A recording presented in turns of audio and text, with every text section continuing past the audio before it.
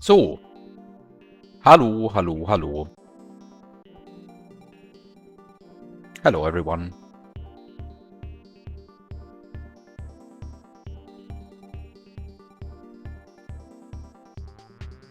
And welcome back to another episode of I don't figure out anything in this hack.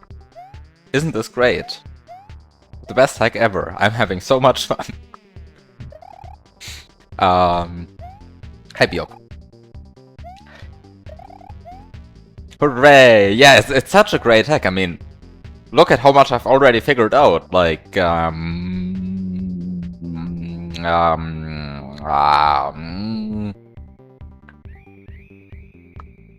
be fair, during the past week, I have had a grand total of one new idea.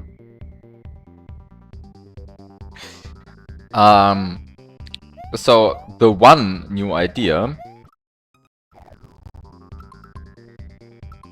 probably doesn't work, but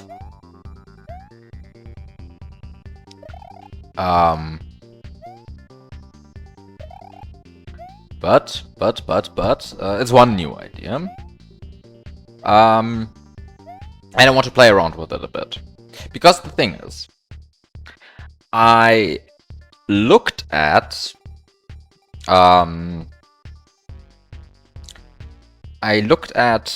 the conditions for an event to trigger on the overworld.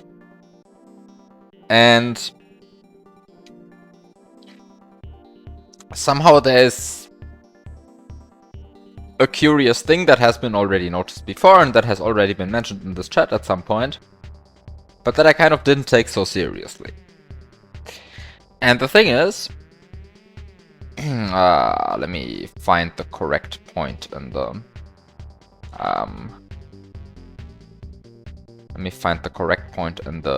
disassembly, and then let's just look at this. So where's my...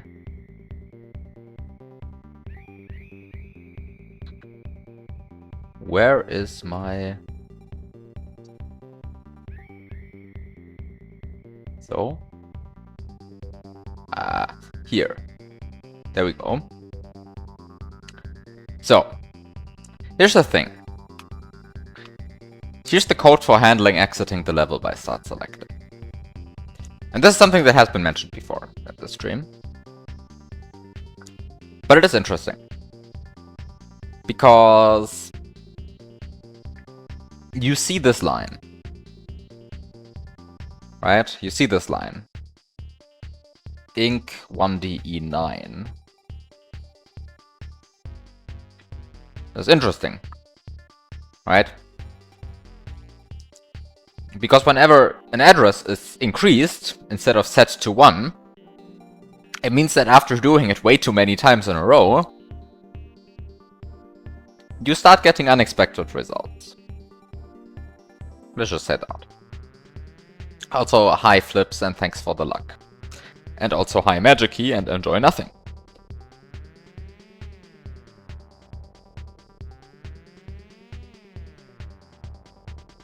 Okay. So that's something I want to point out. Namely, there's an INC 1DE9 here. And if you now go to the RAM map that you trust, right? So go to a RAM map, you look at what 1DE9 is, then you realize you probably shouldn't be looking at the RAM map because you in fact already have the disassembly open. So you might as well just search for 1DE9. So let's just see, when does 1DE9 actually get modified? Well, here. And here. And here. And curiously enough also here. You see this? This is also an INC 1DE9, and this is in the message box code. Although I think this only gets triggered, if I read this correctly, that this only gets triggered if you are in the Switch Palace. Which nonetheless is not something that never happens, right? Sometimes you are in a Switch Palace. Or more precisely, sometimes you are reading a Switch Palace message, which may or may not have you be in a Switch Palace, but that's a different story. And okay, so we're looking at all of the 1D9s here, and then we have another point where 1D9 is modified, and here we have another point where 1D9 is modified. And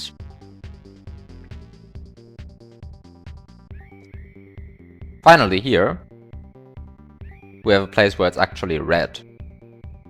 But even then it's only red and it's checked whether it's 0C. Although this is already something. Ah, but this is no. This is just for the credits. This is just for the credits. This is just for the credits. We don't care about the credits. Nobody cares about the credits. Go away, credits. It's bank 0C. Nobody cares about bank 0C. Go away. This is also just the credits. So we see 1D9 is mostly used in the credits. Also credits. Wait, when is it actually red? Here. This is the one place where it's actually red, and the game actually cares about the value of 1D9. For once. Right? It's the one place where we actually care about what's in 1D9.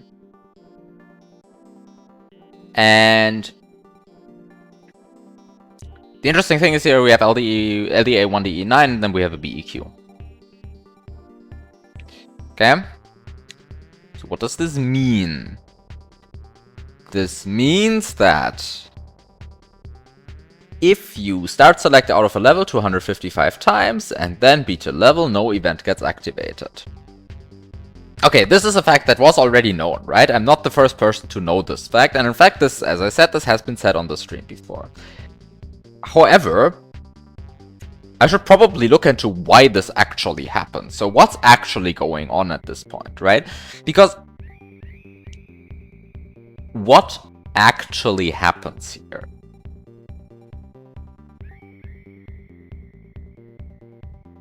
Hi Datsin, yes, this assembly stream. 10 minutes into the stream and already the disassembly is open, you know, that's how you know it's a good stream. Okay, so what do we have here? We have LDA1E9, BEQ04E61A, so we jump down here. And then we LDX07, whatever that is. I mean, it's a constant, so we LDA some data.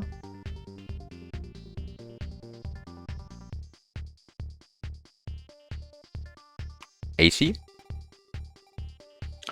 We compare that to 13C1.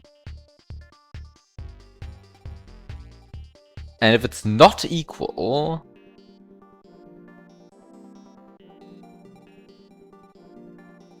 What the hell?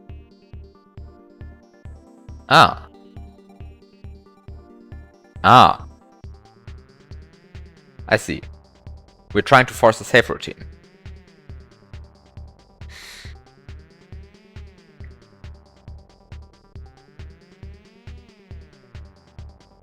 Interesting.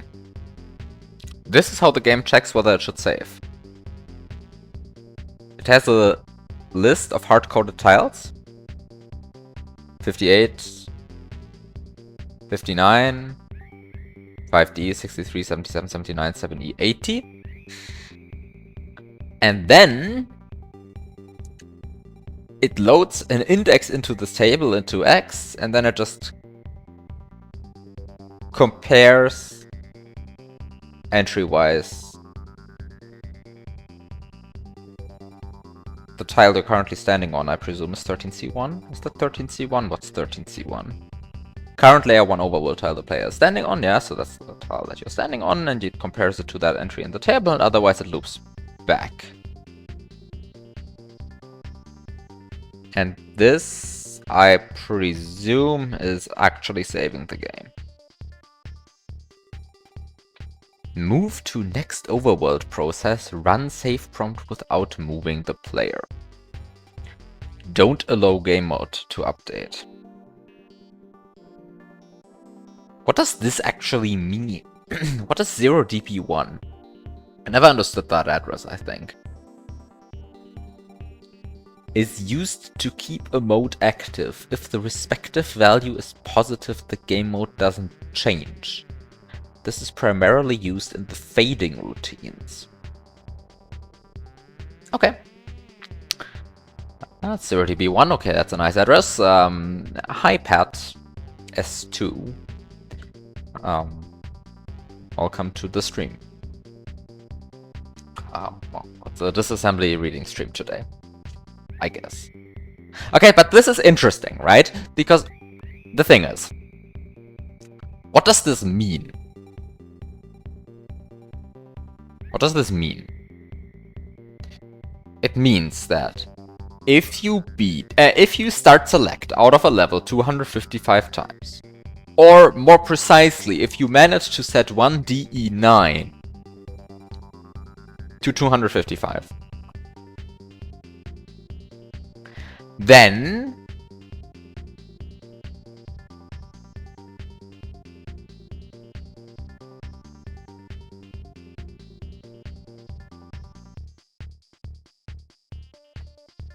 you skip activating an event, but you still get a save prompt. And I guess that's the actually interesting part, right? You can get a save prompt on a level tile without having activated its event first.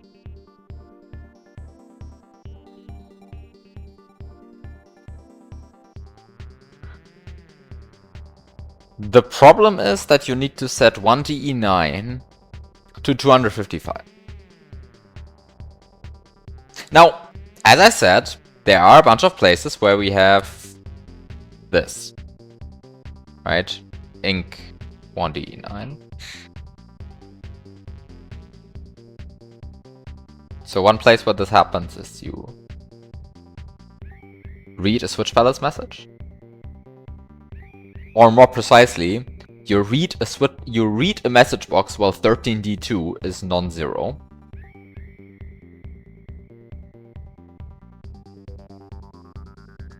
By the way, this is like mildly worrying to me, this kind of code. You have an LDA, we have a branch instruction, and if the branch is not taken, then you pull B. But if the branch is taken, then B is not pulled, and we later don't jump there again. Mildly worrying. It's, I'd be scared out of my mind had I coded this. Like, what the fuck? We jump here, and like, afterwards we never pull B. And... ah! Okay, that's a different thing, though.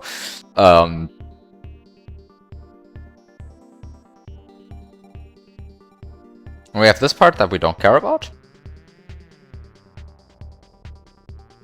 And then we have fade to overworld value. Okay, this is just start selecting.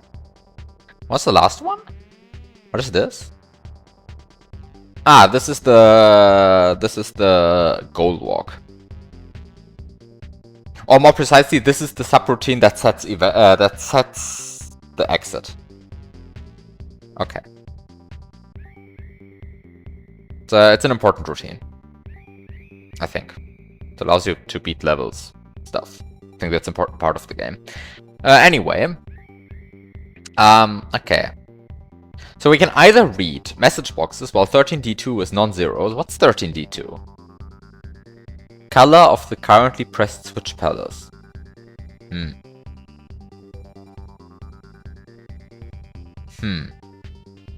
think that's not easy to set.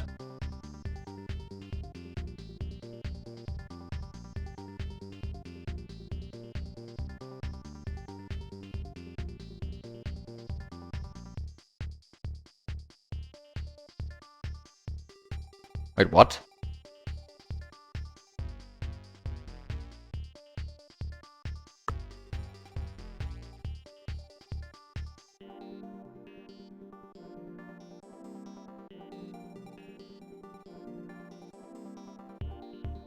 I'm mildly confused by this.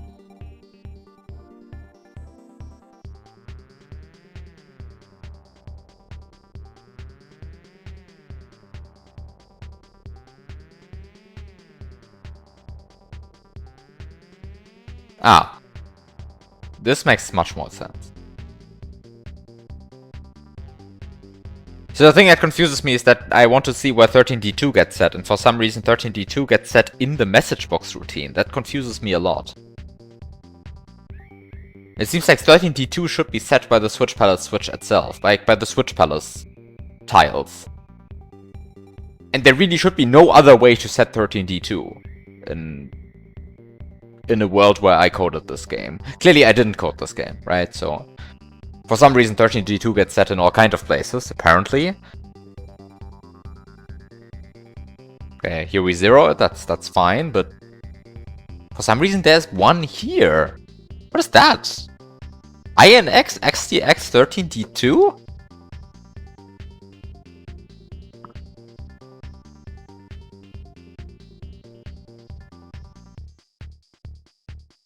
Surely Luna Magic doesn't do this anymore.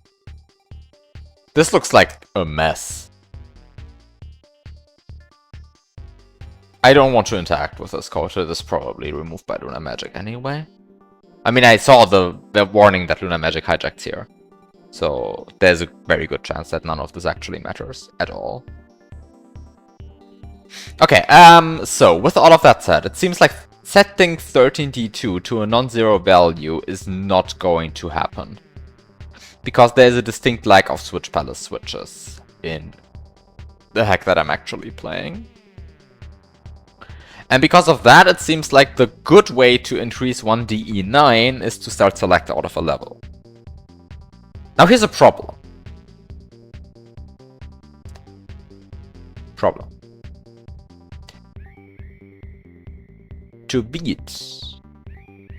To start select out of a level, you typically need to beat that level. And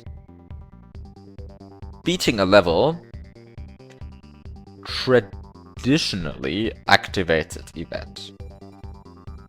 Now, of course, the entire point of this exercise is that I want to decouple the two things. But you do see the problem, right? I first need to have a level.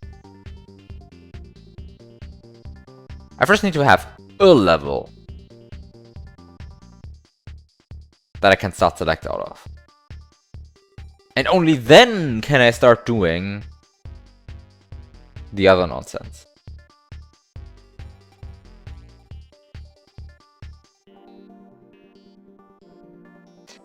The other problem is, what does beating a level actually give you? And I guess for this is the time where I should actually look at the code again that runs when you beat a level. Right? Because what parts are being skipped and what parts are still being activated? Because it seems to me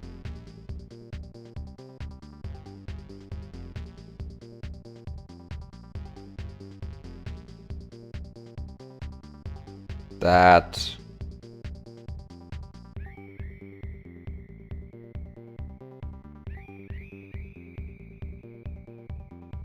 actually, this is another thing that just confuses me a lot. Start selecting increases 1DE9. I've said so much. But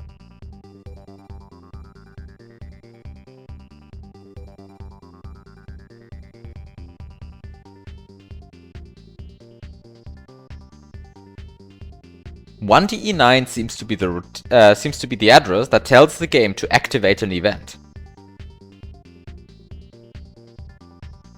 But start selecting sets that flag?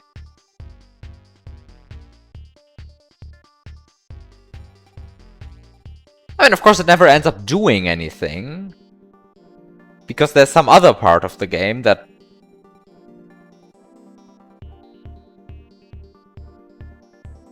actually checks which event to run.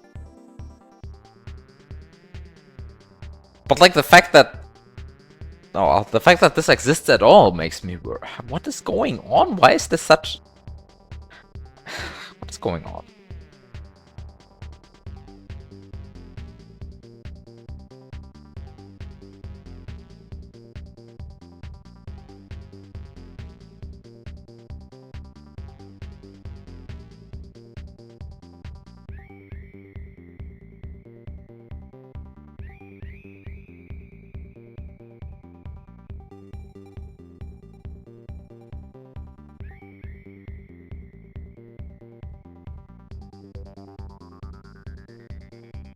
Hmm.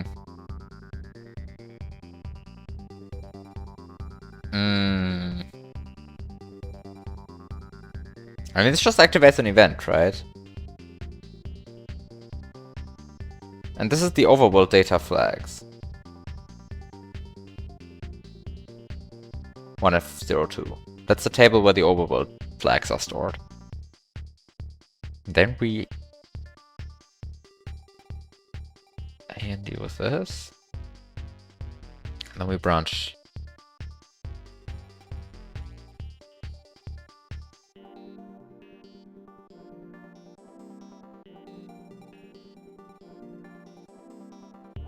To E640.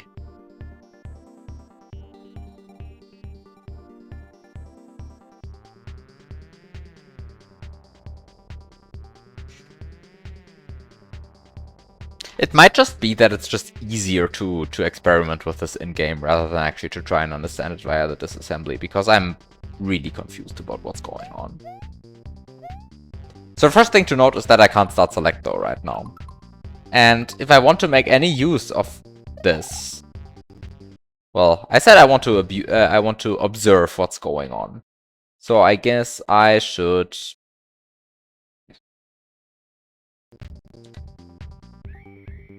start by staring at 1DE9. Okay, I want to capitalize the letters. So first of all, it's not so easy to actually set 1DE9 to a value. Also, I'm currently on the title screen. I mean, in case you didn't realize, I'm still on the title screen. But there's a bunch of other addresses that I want to check. Namely 1DEA. Okay. And then is there some other address that I want to check?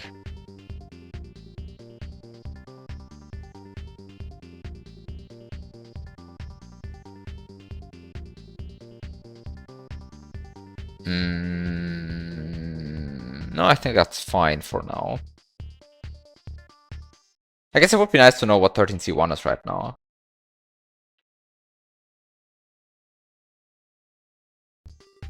Zero. Well, not sure if it's so interesting what it's right now, but...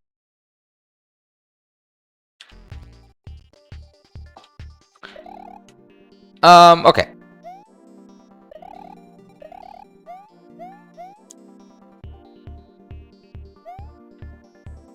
So with all of that done, reset the game. And actually start the game for once.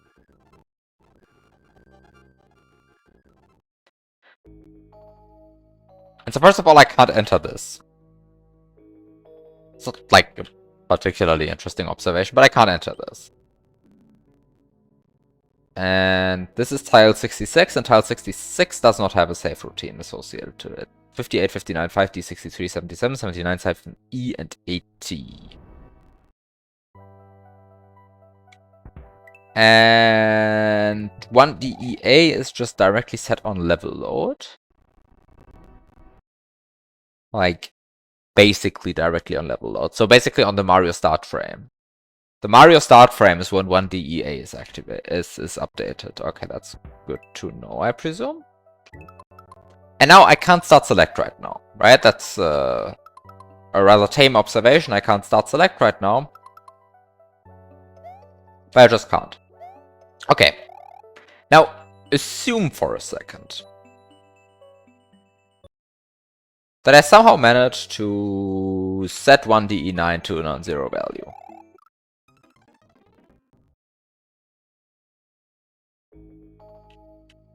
Then, what did this cause? Presumably nothing. Why did this cause nothing? Because I don't understand how the overworld works. Okay, great. I mean, that's not the actual answer, of course, but I don't understand how the overworld works.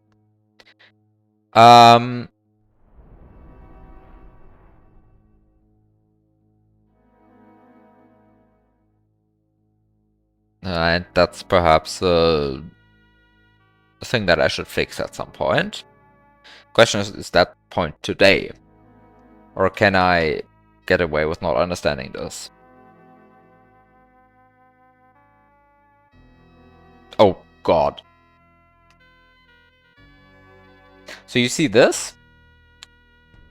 048576.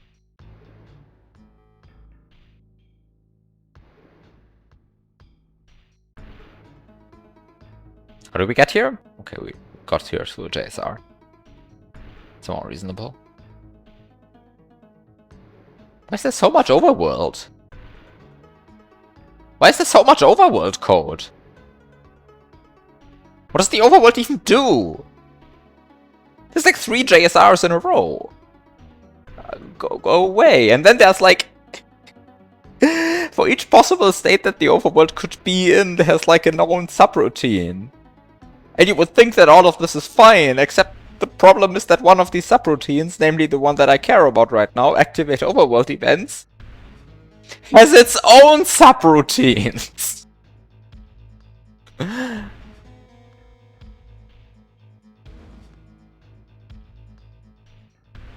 I hate this game. I guess none of these I actually care about though. I think I can just ignore all of these. God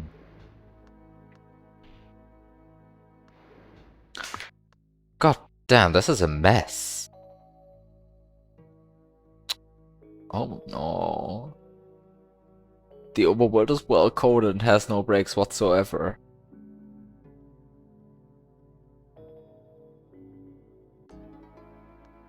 You know what would be funny?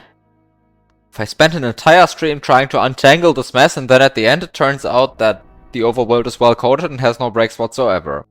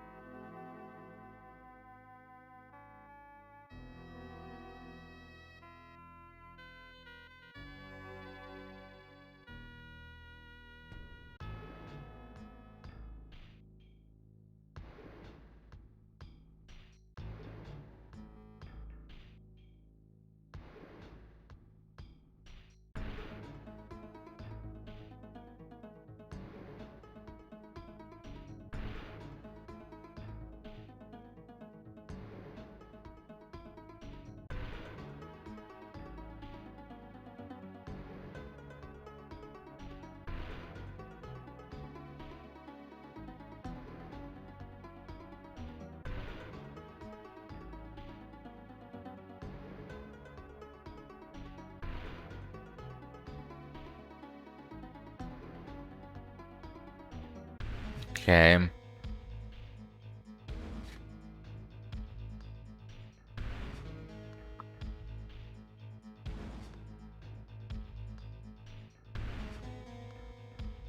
I am mildly intimidated by how much game mode E there is.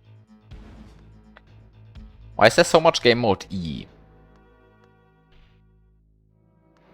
Okay, maybe I should like just try to understand what's going on from here, because this is a JSR, right? So we always go here. And since we always go here,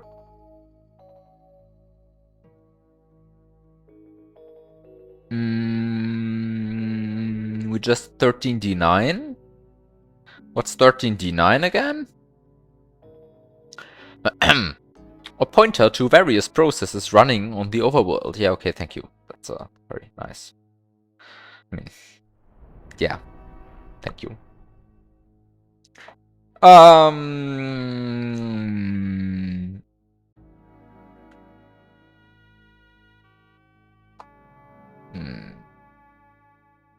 Maybe I should just add that to my RAM watch setup, just to like try and figure out when that address gets set. Currently right now it's 3. Standing still on a level tile. Yeah. Well, I guess that's a true statement.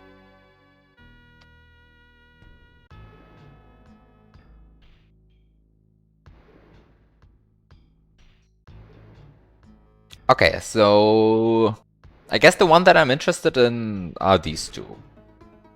No. Actually, only this one. I'm really only interested in this one.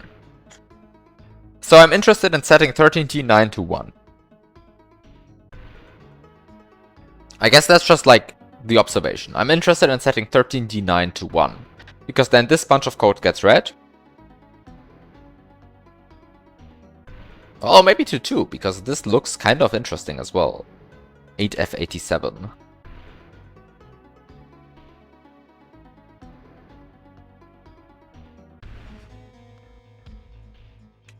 Well, thank you. Just check this again. Wait, didn't we have this list already? This is a different copy of the same list, right? This is not the same list. I mean, it is the same list in the sense that it has the same entries, but it's at a different location. It's a copy of that list.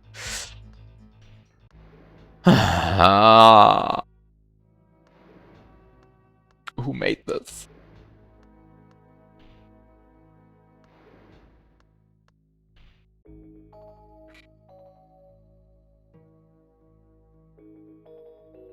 Yeah, it's a different copy of the same list.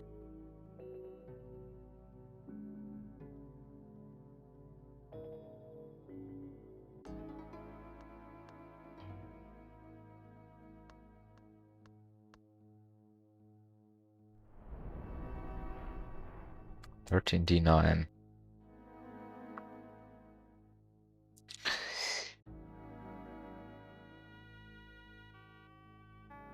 It's the same routine and it is the same check both times, right? Ah, no.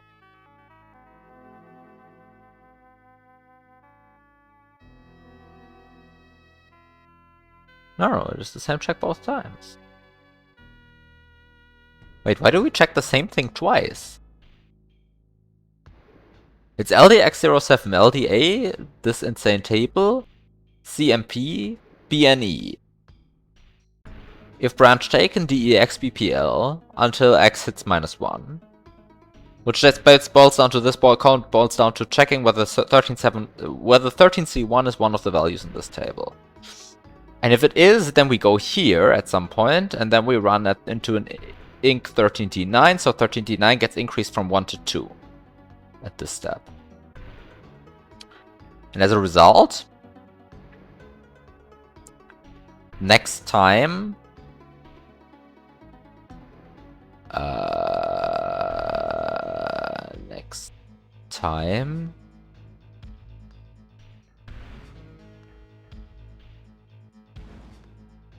we go here instead.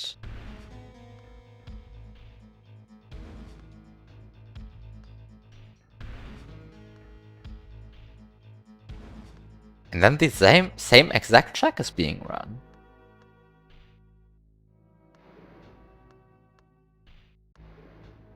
Because this is the same list again.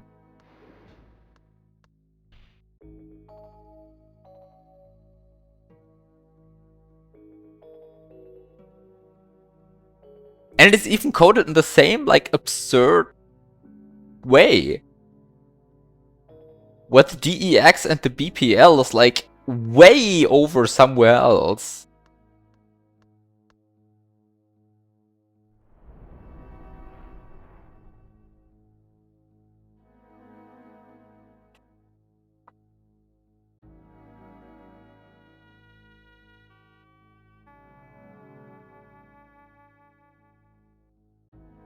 This is such a weird way to code this.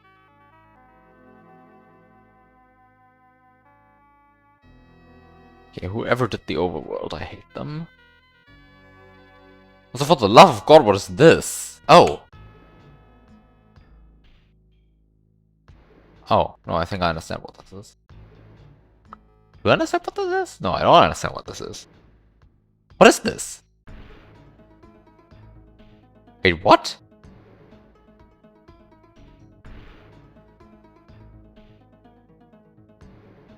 Like...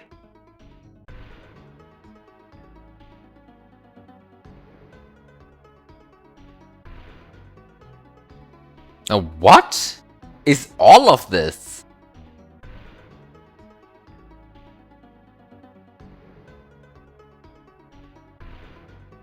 Overworld event flags. And then this is the SRAM buffer, I think.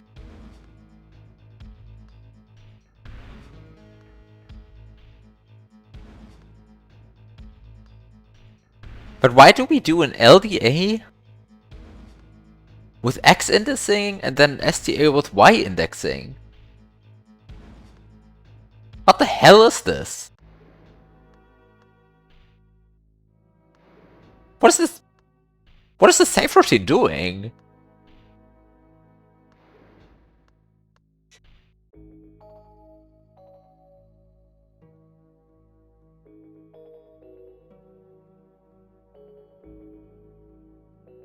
Where are we going with this?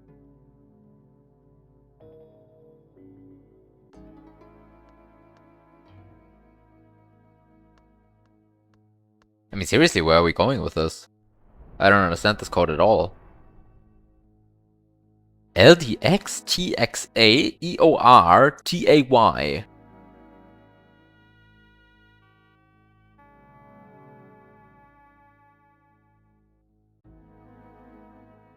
Maybe I should actually look at what 1FBE is before I get confused so much.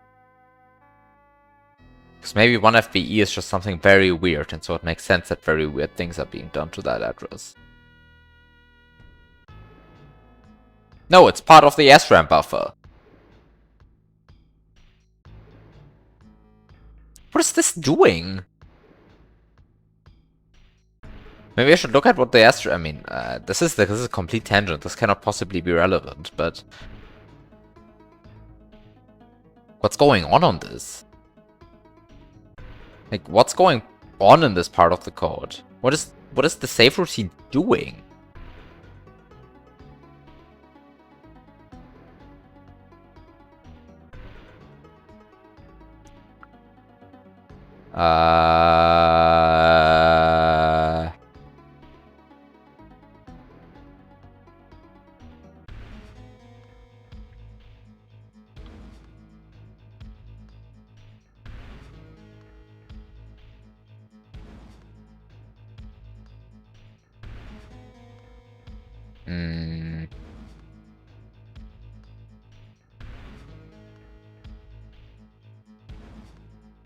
Okay, I'm slightly confused by how the RAM map describes this part of the code, because what is 1FBE?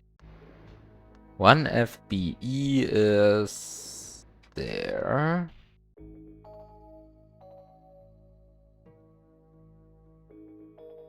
So we're saving like 1F18 here.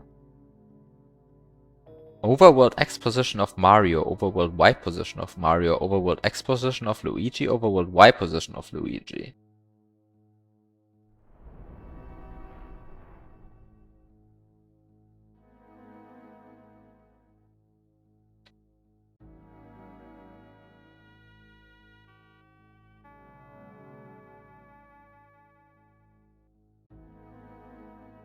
Oh.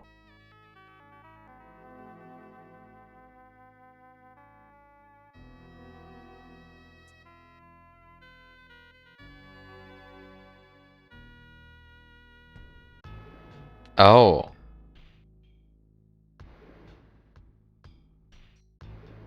Oh.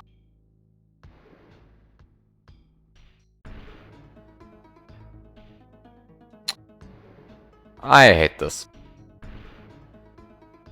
Okay, so this is basically only relevant for two-player games. I think I can ignore this because I think this hack even has two-player games disabled.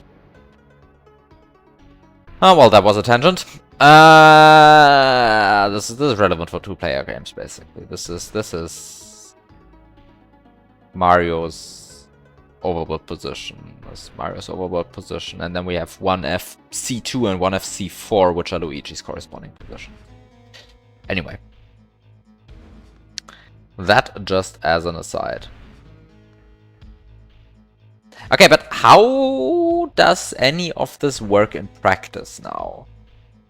Because now here we're actually like, I mean, this is sort of transferring over the SRAM buffer, basically. And at some point the SRAM buffer gets written to SRAM, but that's not like terribly interesting. I mean, I guess it's at some point important on a technical level that this happens, but somehow everything goes through this SRAM buffer. Which in of itself is very weird to me, because this means that you have this chunk of RAM that is formatted just like SRAM, and then you have a chunk of RAM that's called the SRAM buffer, and then we take the chunk of RAM that contains all of the data we care about, and put it in the same literal formatting, basically, in the SRAM buffer, and then we copy the SRAM buffer to SRAM, instead of just, I don't know, writing to SRAM. Because like at some point you have to write to SRAM anyway, right? And you don't need to wait for V-blank or H-blank or whatever to write to SRAM. You can just write to SRAM. There's like nothing preventing you from doing that. So I don't really understand why this entire like system of having an SRAM buffer exists. I guess the point is like when writing the SRAM buffer you can take your time, and then when you copy to SRAM you want to take that as want to make that take as little time as possible. But like at the end of the day, all of this is on the order of 1 millisecond anyway, so seems like a weird optimization. Anyway.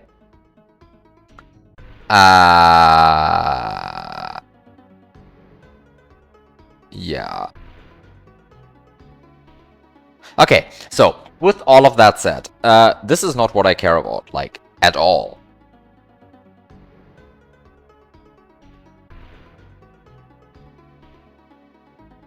This is what I care about. This part of the code.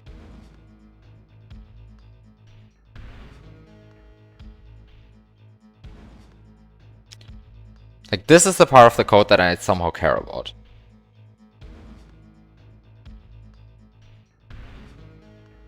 And the first thing it checks is whether 0DT5 is 2 or not. Which is just, did we activate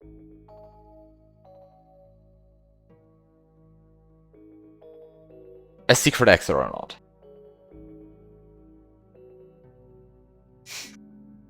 Incredible sight to lay my eyes on, so easy, you need to check the disassembly. Yeah, that was already a thing for the previous one, though. Easy two-screen puzzle already got me to check the disassembly. And I ended up beating it, so, yeah. Only took like 40 hours. So yeah, let's see how many hours this will take. Hi, Octave Fractal.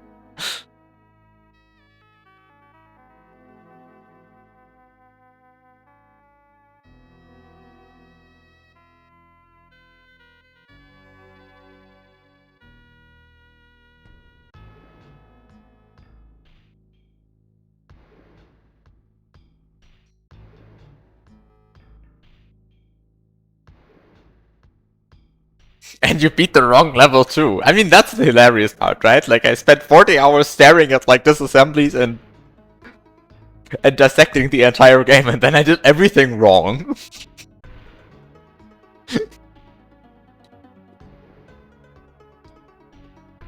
But it worked. So who's to blame, really?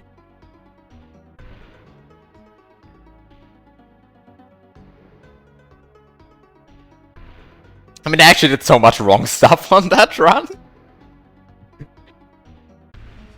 And there was like even one part where I genuinely just misread the disassembly. And worked like out of sheer luck. And really shouldn't have worked. It's complete bullshit that it worked, honestly.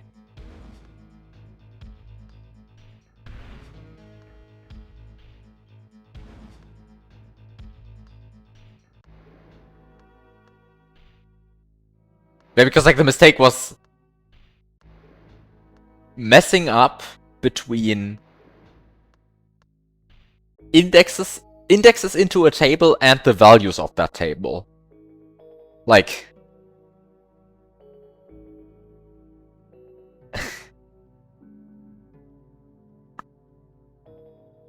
yeah, like I messed that up, and just like due to sheer luck, it works because the beginning of that table is just a list of the natural numbers. So the index into the table and the value of the table coincide. But it's like complete sheer luck that this works. Anyway. Yeah, I mean, the clear is like 26 minutes, right? And it's like, the intended video is also 26 minutes, so you might think that somehow remotely the same thing happens. But no, I just paused a flying block for 13 minutes of those 26.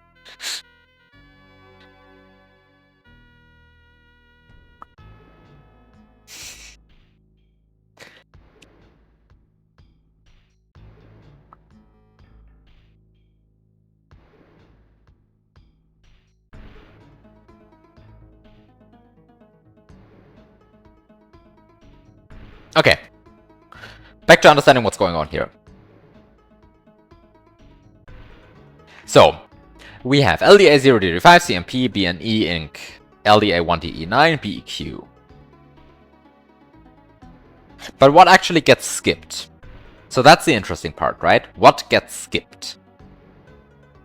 LDA 1DEA, CMPFF.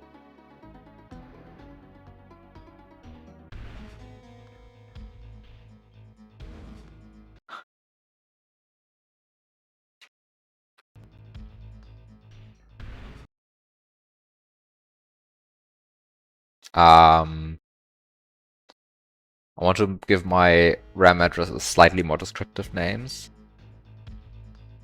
Except that for half of them I don't really know what they're doing.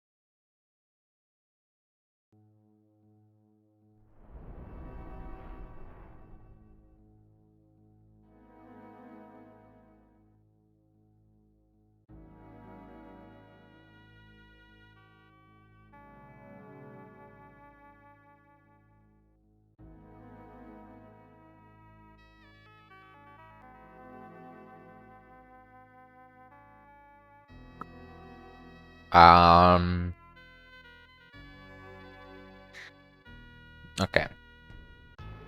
You could theoretically make an RTA Grey Platform glitch level, but you would be shocked if anyone played it except for like 2 people.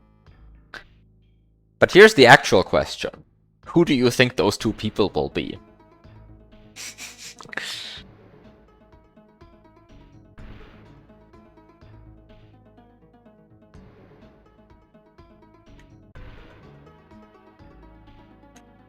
Okay, so we skip all of this. And at the end of the day, this code just doesn't do all that much.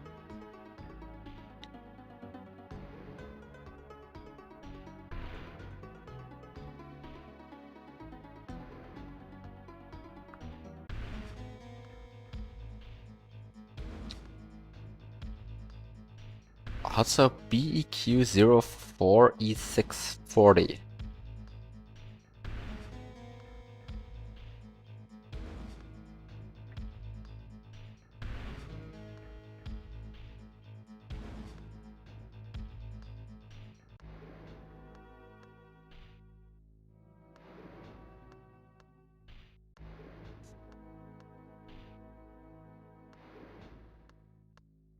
I'm honestly not sure who I built Cataclysm for.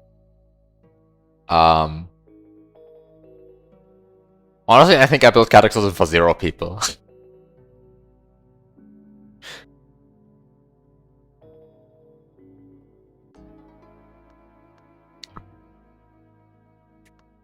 It just wasn't built for people. It was just built because I wanted to build it.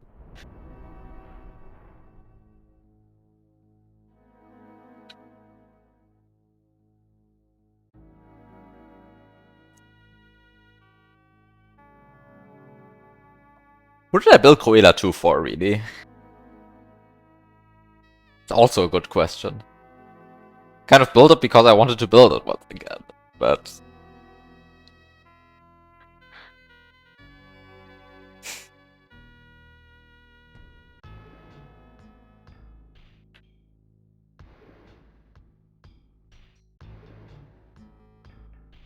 Honestly, I don't even know who I'm building my hacks for.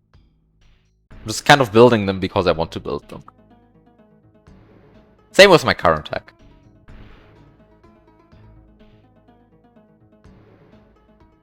Like, I don't even know who would ever want to play it.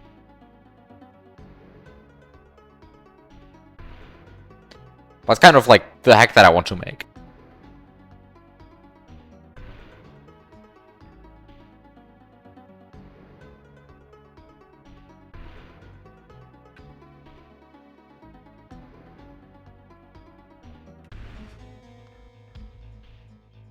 If you ever get good enough for Armageddon, you'll go for the Volcano skip strat and see if it actually works. Do it. Okay, so with all of that said, like, what is actually going on here? I think what's going on here, and what's the nice thing about all of this, is that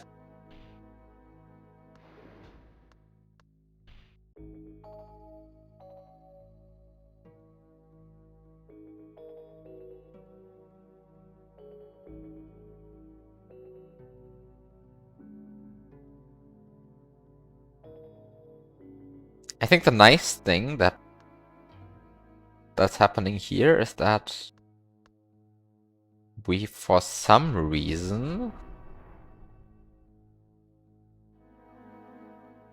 this allows us to trigger a save prompt without walking on the overworld. Why is that cool? Need to figure out why that is cool. Surely that's cool.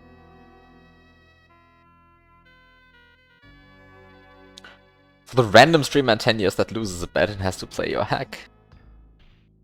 Right.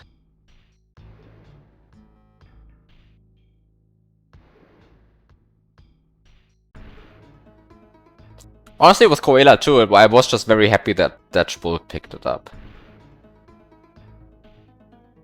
Because Spulk playing Cruella 2 was kind of like, in some sense, like Conan playing Cruella 1.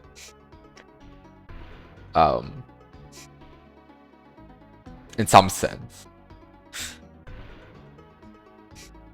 In some other senses, it really wasn't. But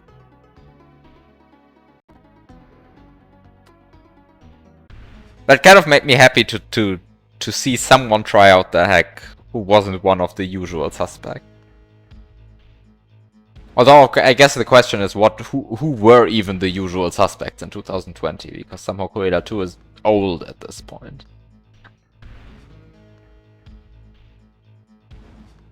Anyway, who wants to make a bet?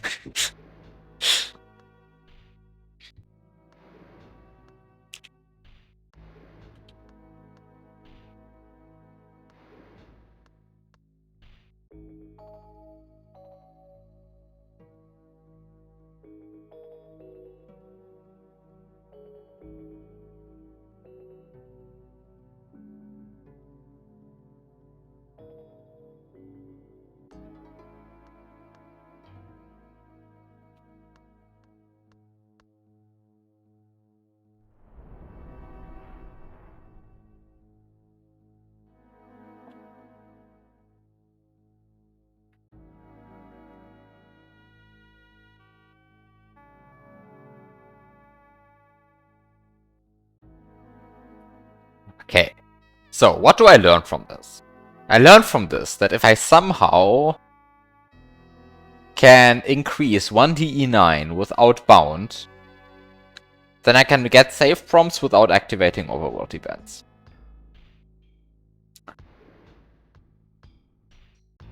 Assuming I am on an overworld tile that actually has a save prompt.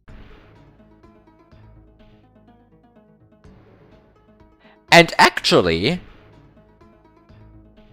there's something very dangerous going on at this point. Because there are two places where the game checks whether it should display a save prompt, and I'm not sure if Lunar Magic hijacks both equally. I guess that's something I need to check. So, in other words,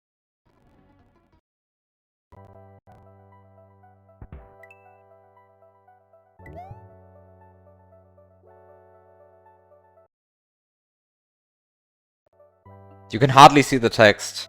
I mean, I could zoom in, but then I see less of the code at the same time. Yeah, I should probably zoom in more if I look at the disassembly for extended periods of time, but from then I see less code, and I need to see code.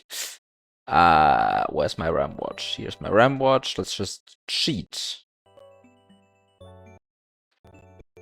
So I cheat.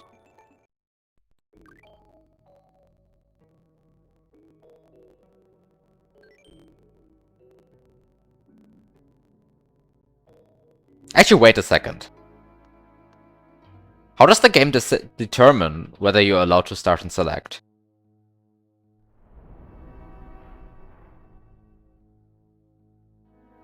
Return if select not pressed, level not already beaten. But how does it determine whether the level is already beaten?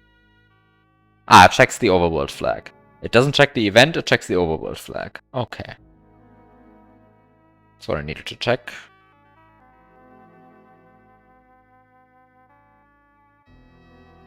Assembly code is so fun to look at. Yes. Okay, so now I can't enter this level.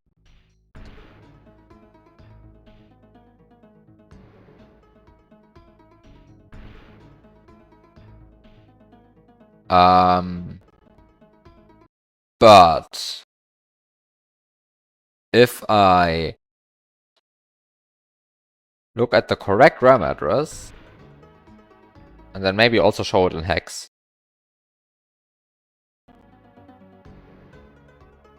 and then also poke the correct value, then I can enter the level again. Wait. That's actually not the flag that I should poke. What's the flag that I should poke? I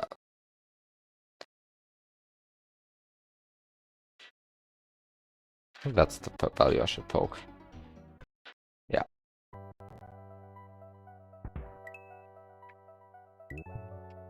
So now I can start select.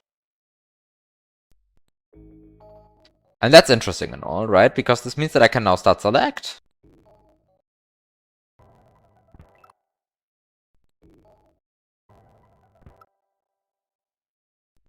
Right, and it's like, it's great fun to start select. I love start selecting.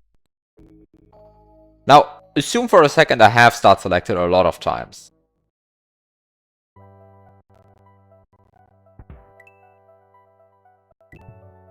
And then I start select again.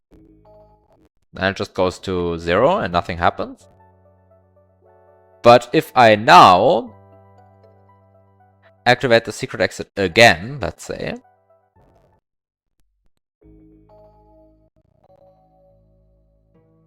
What? Where's my save prompt?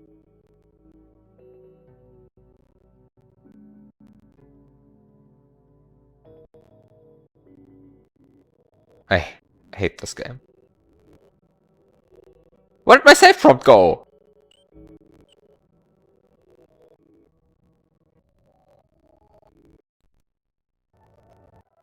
My save prompt! Give me my save prompt! Would I get a save prompt if I cheated here?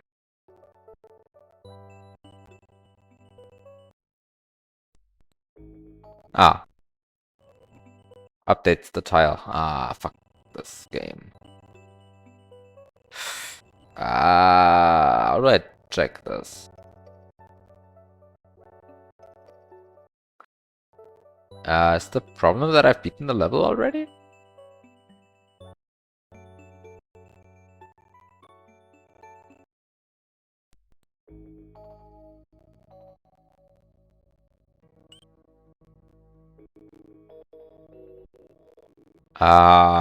Overworld code is so well written and easy to read. I think the problem is also that Lunar Magic is doing something in the background.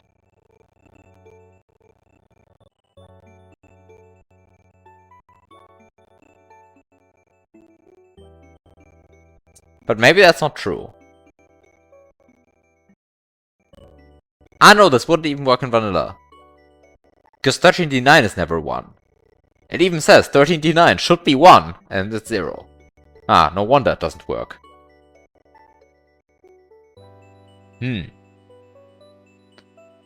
Mildly annoying. What's the problem? Let's say I set a different event.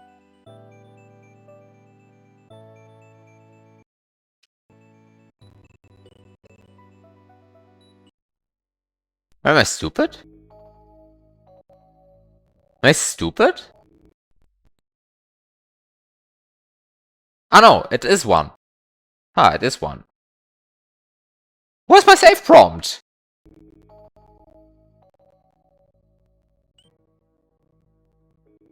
I mean, I'm aware I'm not one of the tiles that have a save prompt in vanilla. I would have just hoped that Lunar Magic was properly coded.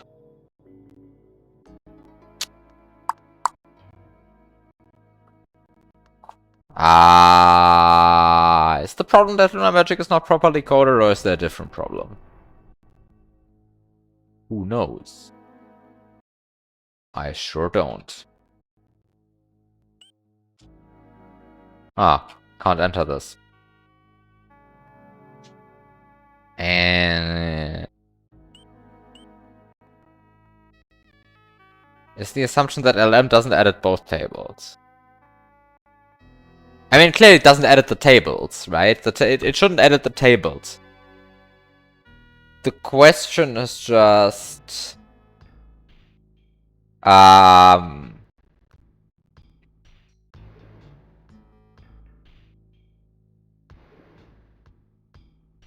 The question is just, does LM at both places where these tables get checked add another check that also checks whether the save prompt setting on the overworld is set?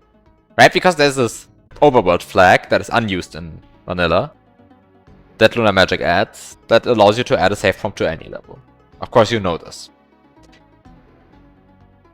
But vanilla doesn't have this mechanic, right? This is not a thing in vanilla.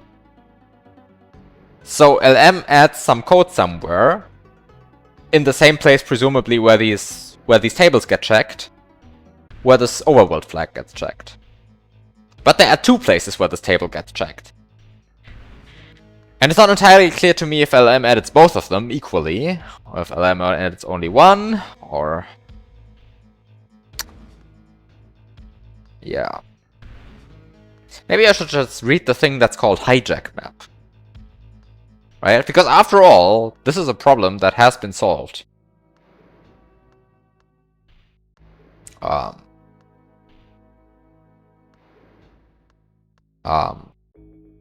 Maybe.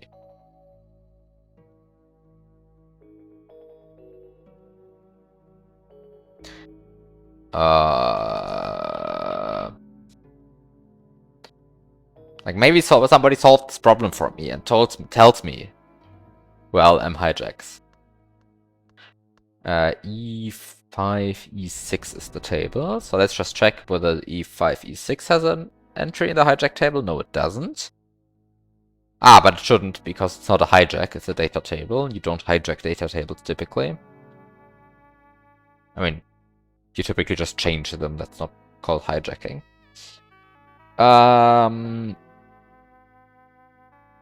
I guess it's 04E61A that I care about.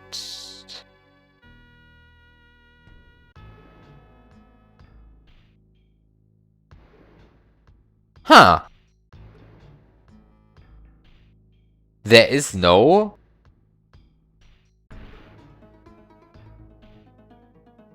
There is no entry listed here.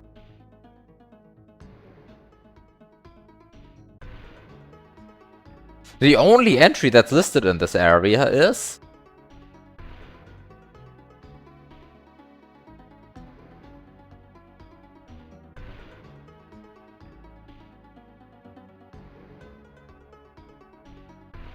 Modified by Lunar Magic to change a BNE to a BRA if the bring up a save prompt when the player passes a castle, fortress, ghost house, switch palace, level tile 80 or level tile 7E overworld option is disabled.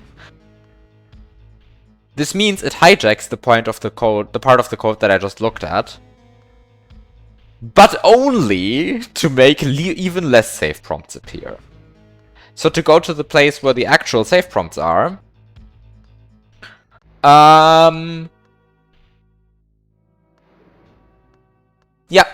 yeah. LM only changes one of the two checks for whether a save prompt should appear. And it only changes the one that I don't care about. Thank you, Fusuya. Thank you. Right? Just do...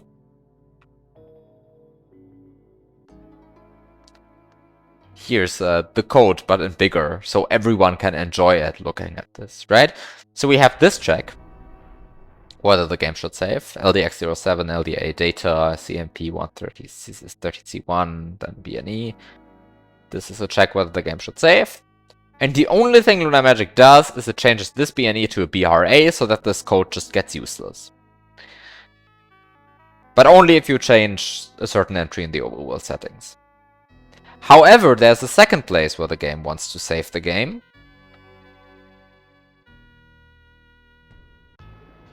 Which is here. And here it actually hijacks. In order to make its weird save prompt appear thingy. Well, to make the save prompts appear. But this is not the part where I want to make the save prompt. I mean, this is not where my save prompt would come from. In the scenario that I care about, the save prompt would come from, well, the other point in the code that changes, that triggers save prompts. And that's, shall I just say, annoying? I'll just say it's annoying.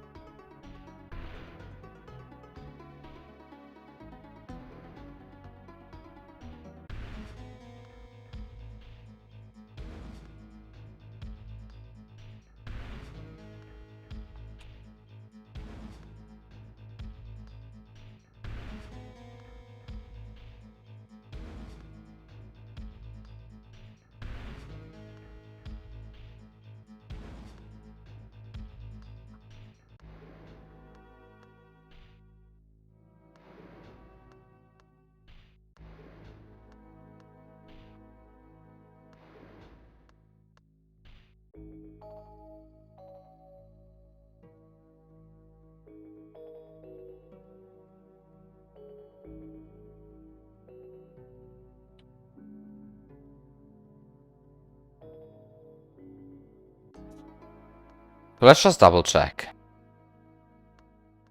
Which level tiles give me a save prompt?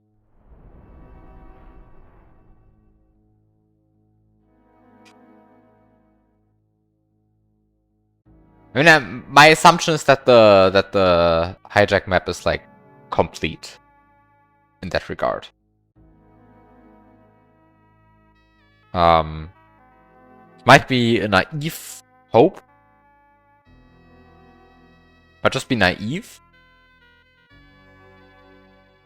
I'm just hoping that's true.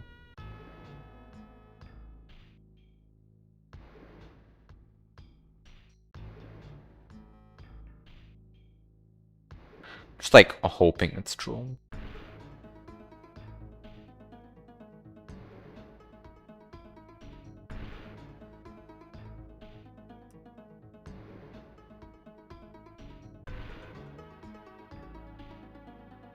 Like yeah. I'm just hoping it's true that the hijack map is complete, otherwise I'm a bit screwed right now. So then I'm going off of wrong assumptions again.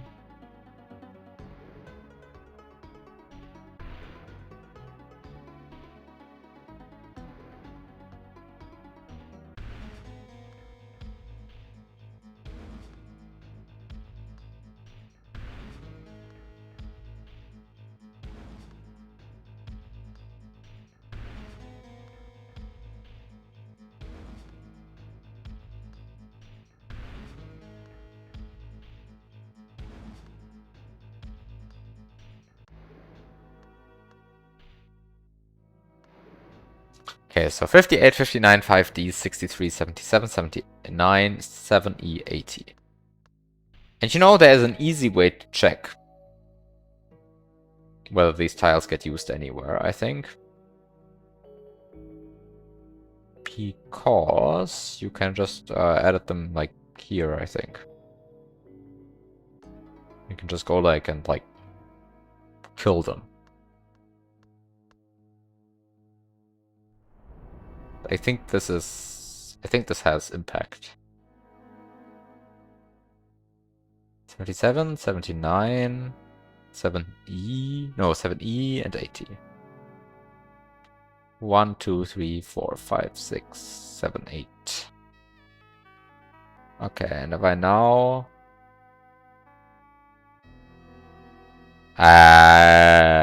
also disable layer 2, then it's very clear which tiles are the ones that I care about.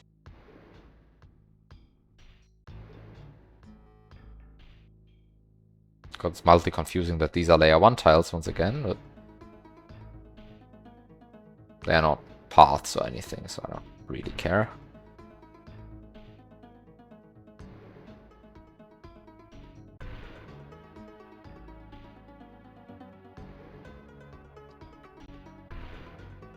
So which level tiles?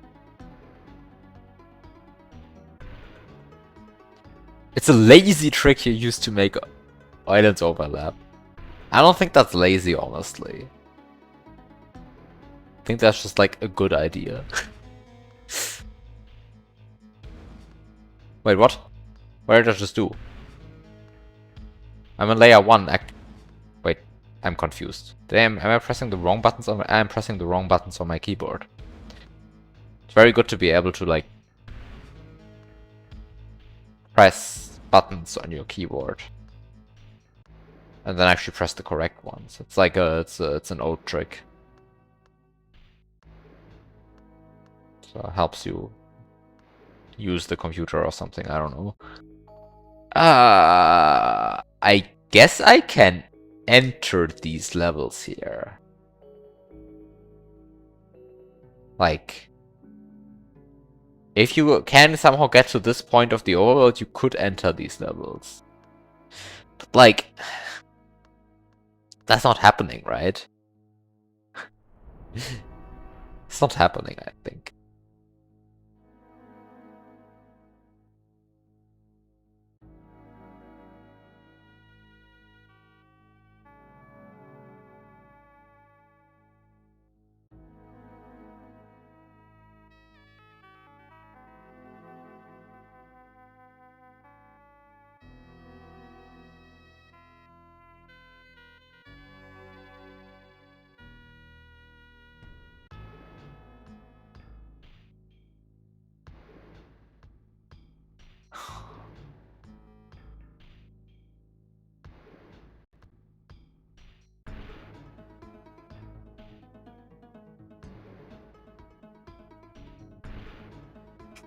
Why is the overworld a puzzle?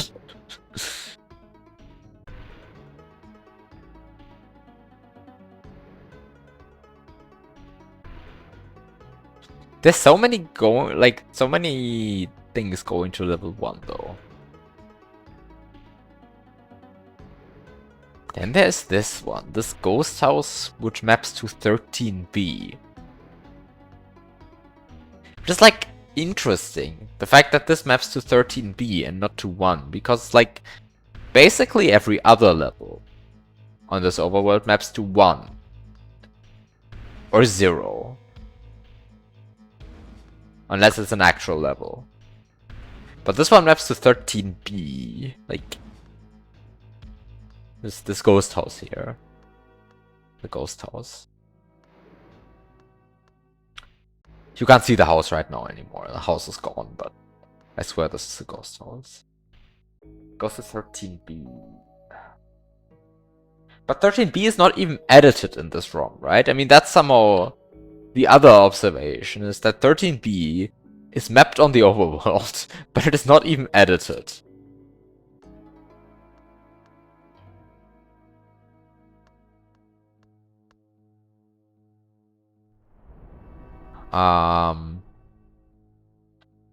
Whereas 1 is edited.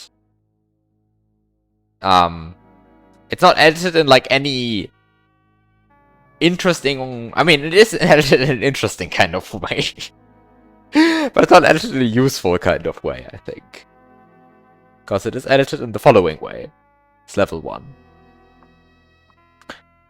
But also, be right back.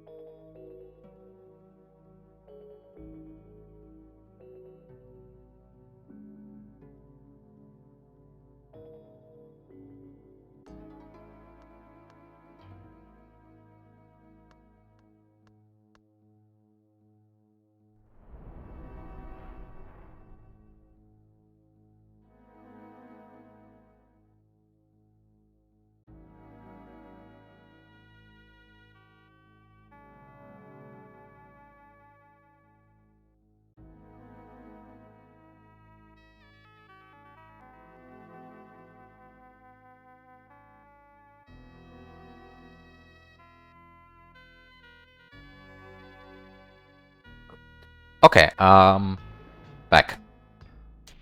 So, this is level 1, what you see here.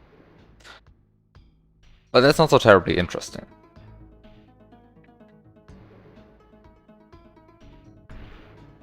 So what do I learn out of from all of this?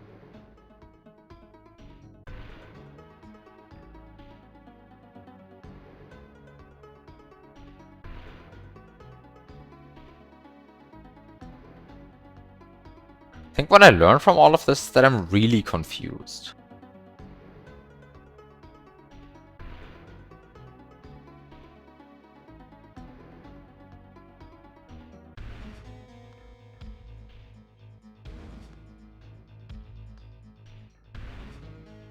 I think this is the thing that I'm just learning from this. I'm just really confused.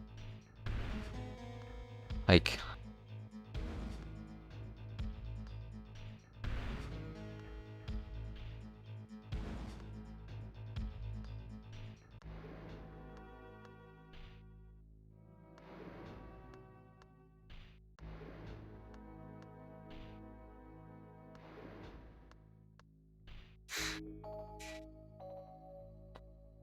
Like, where am I going with this? I mean, this is the actual 3-screen puzzle, right? But for some reason, this is not what I care about at all. I mean, maybe this is the actual 3-screen puzzle. The other thing is, I think, the easy version of the puzzle.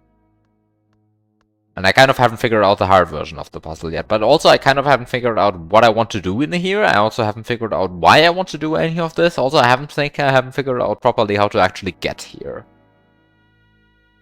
But none of this matters in any way, because I don't know what to even, like, fundamentally try to do.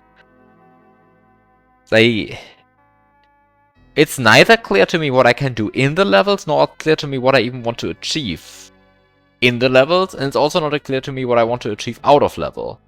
It's a very weird situation to be in. Because it's just completely not clear to me what I want to do in, like, any of this.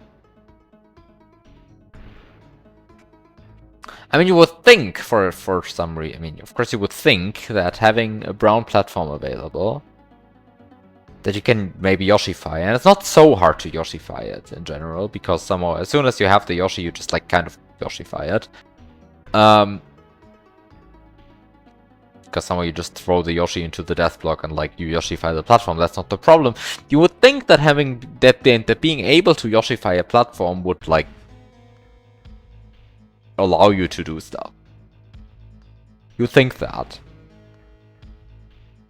But somehow the line-guided tile that the platform spawns on is very useless. Like, it's a very bad line-guided tile that it spawns on. So somehow that's bad. And then you might think, okay, well then just ignore the platform. But the problem is somehow the platform probably is relevant for something.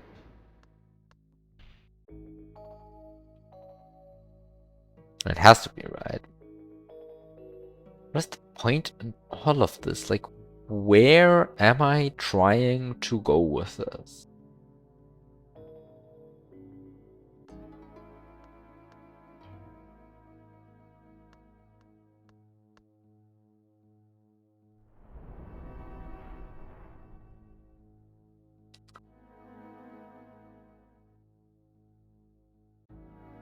Because, I mean, I had the hope that looking into this start select a bunch of times and then beat a level to trigger an event thing could be helpful, right? I had that hope.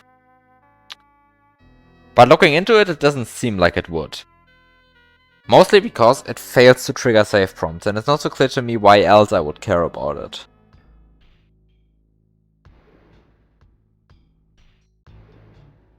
Also, it's not so clear to me how to even get the effect that I want. Right, because at the end of the day,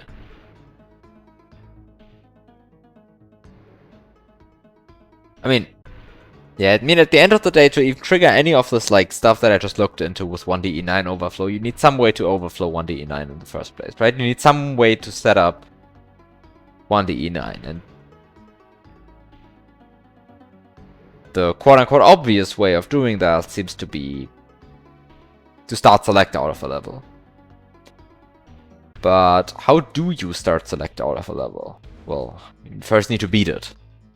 So, how do you beat a level? Okay, that's not the question that I want to ask, but the point is somehow there is a lack of levels that I can just beat and then re-enter. Basically, all of the levels in this hack have some form of mechanic that prevents you from entering them after you've beaten them. Which seems to be incompatible with start selecting out of them, to be honest. And because that's inconsistent with start selecting out of them, it seems hard to actually start select out of a level. But if I can't start select out of a level, then I don't think I can do a 1DE9 overflow. Unless I find some other way of activating, of accessing 1DE9. But even then, right, even if I find some way of accessing 1DE9, and changing it to maybe some very high value, even then it's not so clear to me what this brings me, because it doesn't give me, I mean, somehow it allows me to beat a level without activating its event. But then why do I want to beat that level?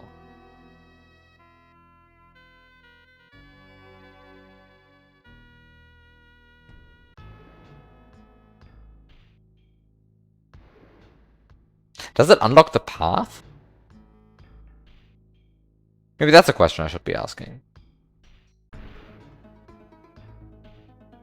It doesn't activate the event. Does it unlock the path? I mean, let's say I enter this level.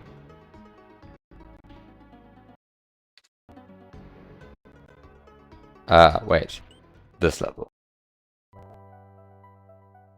And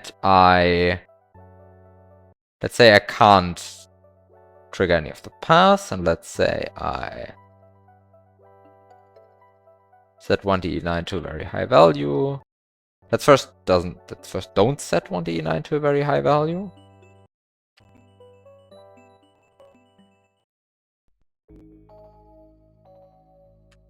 Okay, this didn't even activate the path.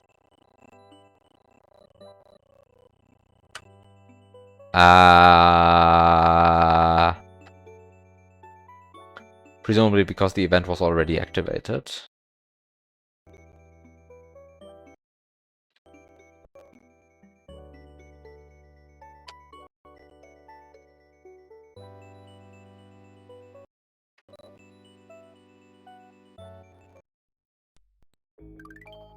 Okay, so this activates the event and activates the path and triggers the save prompt. But now let's say I set 1DE9 to FF, and now I get the exit.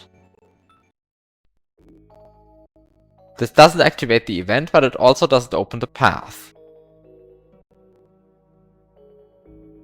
So it doesn't activate the event, it doesn't give me a save prompt, and it doesn't open the path. So why do I want to do this? I think then I don't want to do this. Because it doesn't open the path, it doesn't give me the event, and it doesn't give me a save prompt. Which... but it marks the level as beaten. That seems like the worst out of all worlds. Because it marks the level as beaten, but doesn't give me the event.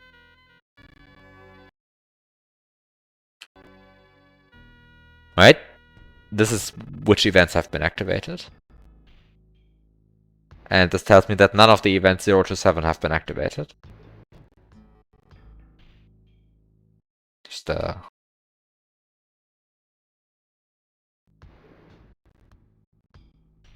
and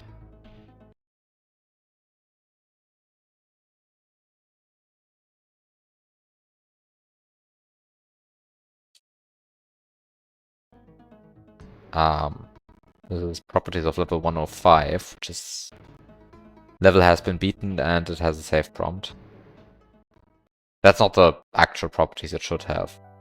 I changed them massively, but...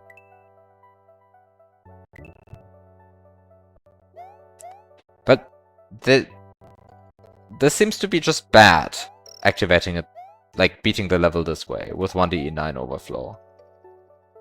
It doesn't give me the event, it doesn't activate the path, it doesn't give me a save prompt. But it prevents me from re-entering the level. Anything else it does? I don't think it does anything else. I mean, why do you normally beat levels on the overworld? To activate events. To unlock new levels. To unlock new paths on the overworld.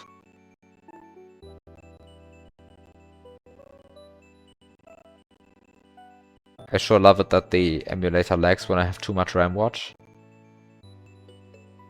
Like too many RAM watches active at the same time. It's a good emulator. Huh.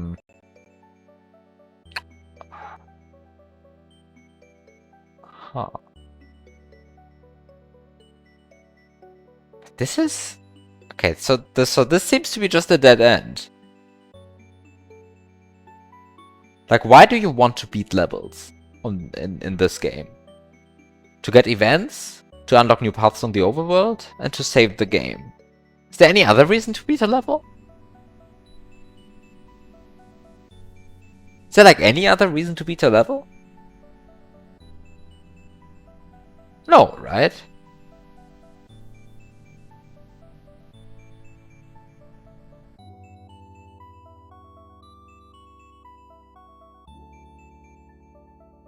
Is there some reason why you would want to beat a level that's not one of these three?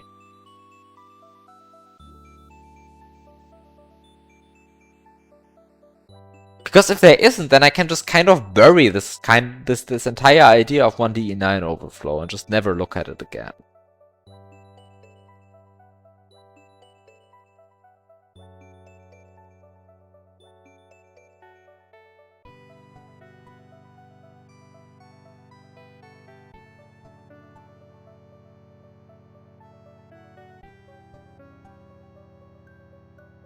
Because, I mean, you could claim, okay, well, 1d9 overflow is useful if you want to activate a switch palace without destroying the switch tile. So that you can later maybe re-enter it and get a secret exit while the switch palace is active. Right? Somehow you could make a constellation like that. But this is kind of completely the opposite of what's going on here. Because in a switch palace, it's the event that prevents you from entering the level. But in this case right here, it's the level has been beaten flag on the overworld that's preventing me from entering the level. And that gets set even though I do 1d9 overflow.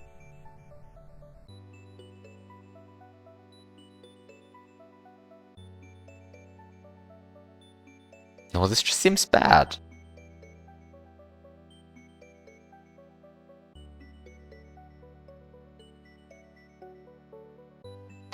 I guess you could claim you might want to beat a level in order to get to smuggle a power-up onto the overworld?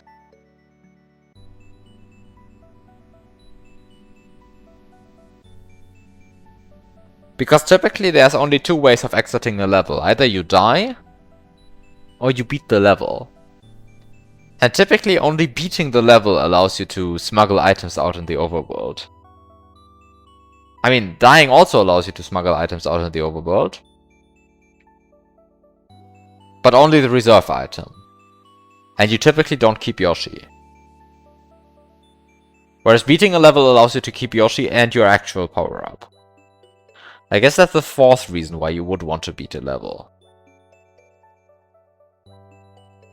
But on this overworld, it doesn't seem like there's any level where I would profit from this.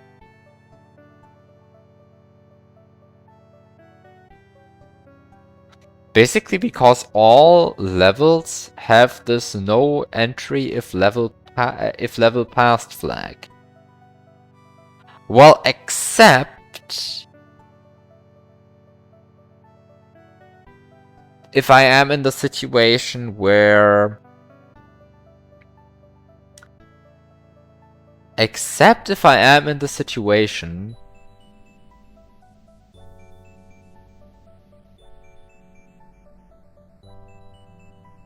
where I somehow entered the overworld from the title screen directly without going through the intro level. Because in that situation, the overworld flags don't get initialized properly. And so in that situation, the no entry if level passed flag doesn't get loaded. However, this is of course something I already figured out last time, right? And that's not so crazy useful, because at the end of the day this also means that the save prompt flag doesn't get initialized properly. So you would somehow need to find some other way of triggering a save prompt. And there are not so terribly many ways of triggering a save prompt in this game.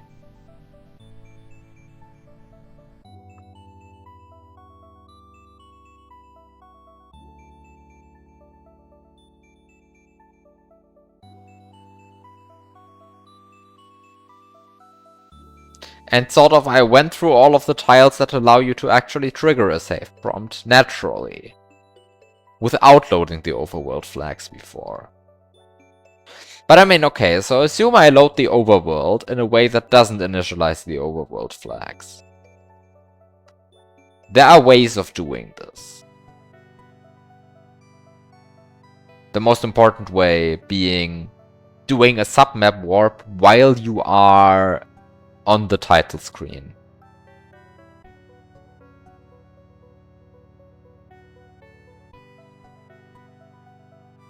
So if you somehow do a submap warp while you are on the title screen. Wait, no. If you are doing a submap warp while you are on the title screen, then you land on a submap. Yes, we established that that doesn't work, but... yeah, we established that that doesn't work. Yes, you're right. I want to point out that I figured this out before you wrote this, or before I said it. So I have memory of last stream, but clearly not enough. Clearly I don't have enough memory of last stream. No, I do have some memory of last stream, which is... I think it was last stream where I figured out that submap warping on the title screen isn't the correct thing to do. Or at least not undoubtedly the correct thing to do. Basically the problem is that... what's the address again? There's this weird special load flag that loads title screen and intro level.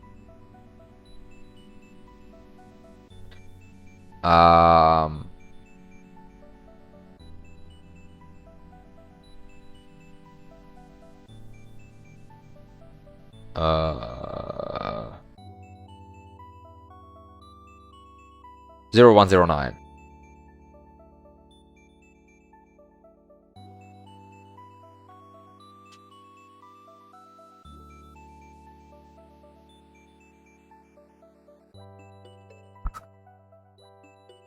Basically, the question is, can I somehow make it to the main overworld, not the submap, but the main overworld, without going through the intro level? Because that would allow me to not load these level, no entry of level past flags. But then again, really, I mean, somehow I said it once, but I have to say it again. The problem with that is that then I don't know how to ever save the game. Then I would somehow now need to find a completely different way of saving the game. Because basically the problem is... I mean, there's just so many problems in this hack.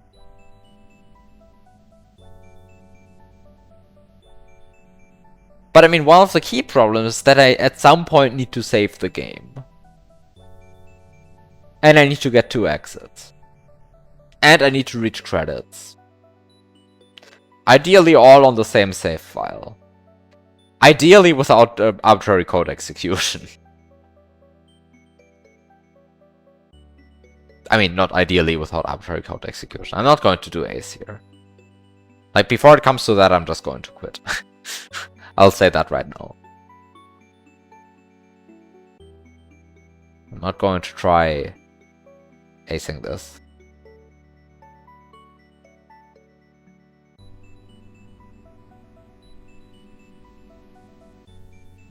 But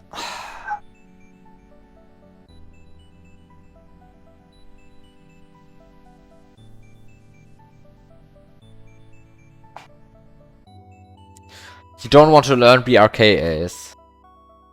I mean, is there anything to learn?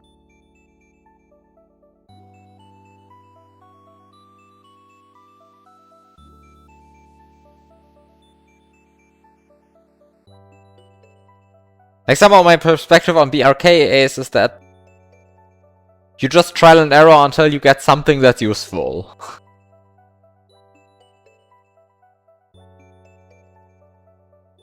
And then you're happy. And until then you're very sad.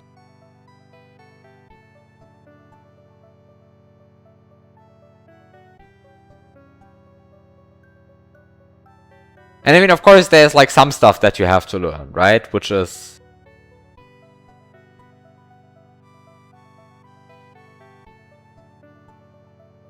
how do you spot a state that... Like, how do you distinguish a state that's useful from a state that's not useful? But I trust myself to, like, know about this NES enough to be able to do that. Even if it will be a bit painful.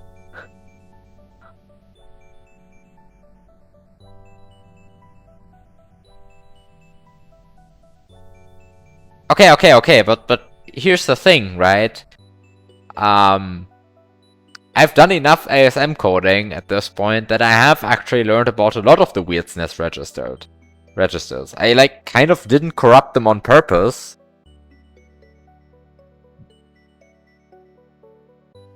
But I've certainly done a few stupid things with SNES registers at this point. Most of them crash the game. Some of them are kind of funny. Most of them just crash the game. In, like, boring ways as well.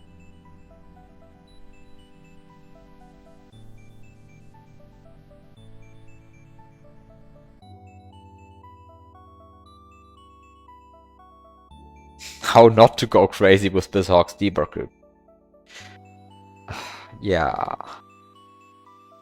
No, I think that's the part that I will never learn.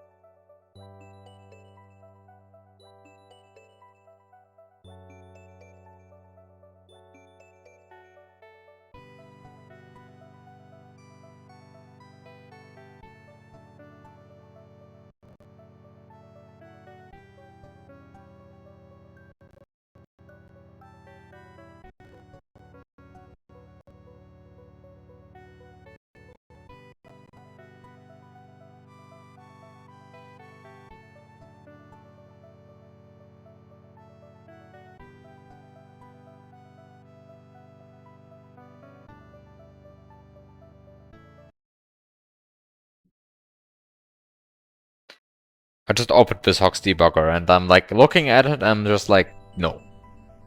There's like a reason why I use Mason whenever I want to debug anything. And it's not that BizHawk's debugger is so good. And yeah.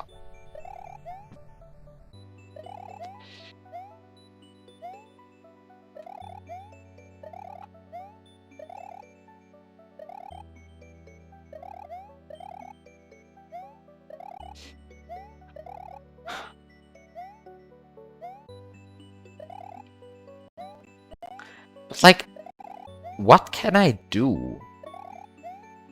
I mean, I can do sort of things, right? But it's so unclear to me what any of them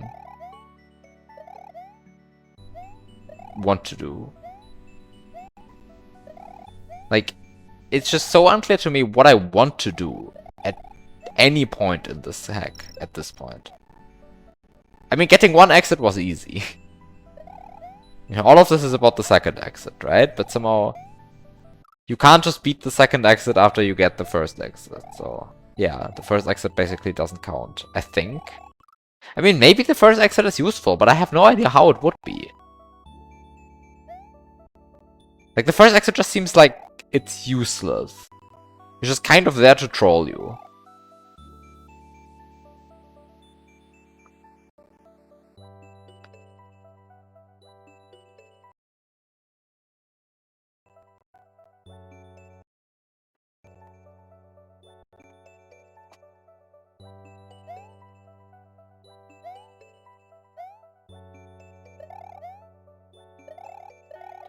Like,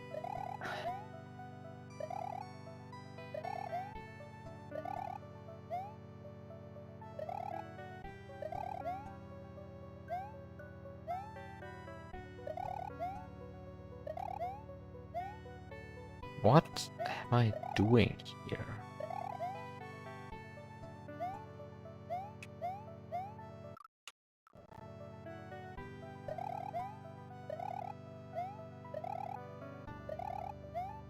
I mean, the overworld looks like it's... I mean, the overworld just gives you a lot of, like, things to think about, but none of them seem to lead anywhere. And it's not so clear to me if this is just because the overworld is just meant to be very trolly, or if I just, on all of these things, am just missing something. Because it seems to me that, like, there's a lot going on the overworld, but none of it leads anywhere. And, I mean, I already said that, but it's just so weird. I mean, there is the star in the upper left corner, right? That you might think you reach by doing a submap warp on the title screen. But then you reach, and then you realize that a submap warp, well, it warps you to the submap. So you're not going to start at the upper left corner of the overworld anymore. And so instead you're going to go somewhere else. And that somewhere else being completely useless. Okay, so you're sad. Then there's this entire thing of, well, maybe loading the overworld directly from the title screen somehow, in order to not load the level setting flags.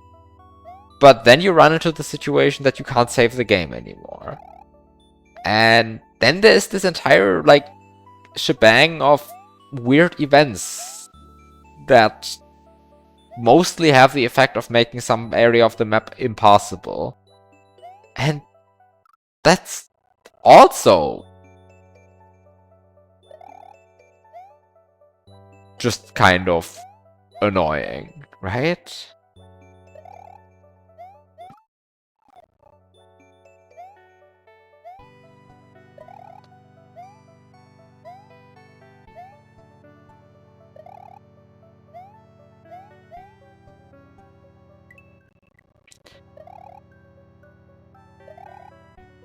But like, even, let's say you're here in this level and you do a submap warp. In this level. Then you also just end up nowhere on the overworld, right? So like, even if you go here and do a submap warp here, then you just go nowhere. And there just aren't that many levels on the overworld that you can enter to begin with. So it seems like you might want to change the game mode in order to somehow move around on the overworld in ways that you couldn't otherwise, but then I don't see how to change the game mode in this setting, because this brown platform is just starting on the wrong tile, and I wouldn't know how to Yoshify a platform in a way that makes it spawn in a way that, like, yeah, that allows you to spawn it on a different tile in a way that realizes that it's on a different tile fast enough that you can still, like, make use of that.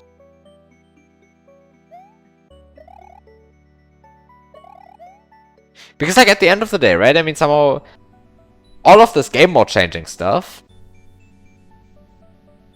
works because of Yoshification.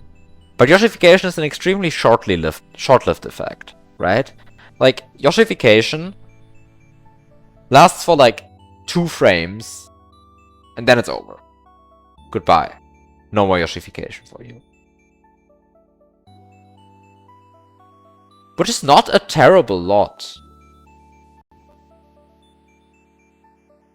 I mean, is there a way to like permanently Yoshify something? No, right?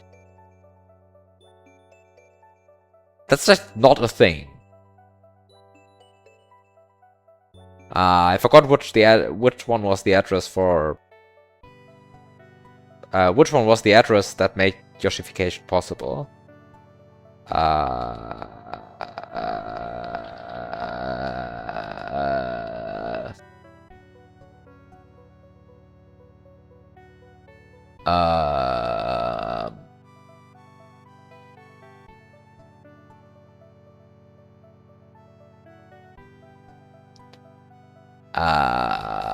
Which address is responsible for Yoshification working again?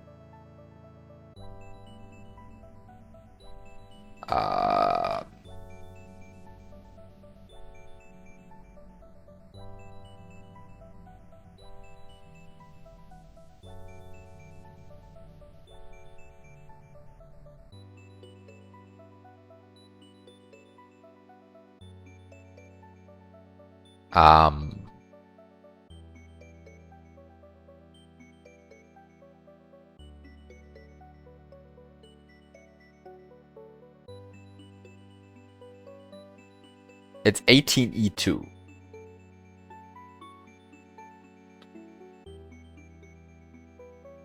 E2 is the thing that... I mean, 18E2 is the thing that's being checked to see if there even is a Yoshi in the level. Right? And so somehow you would want to make sure that 18E2...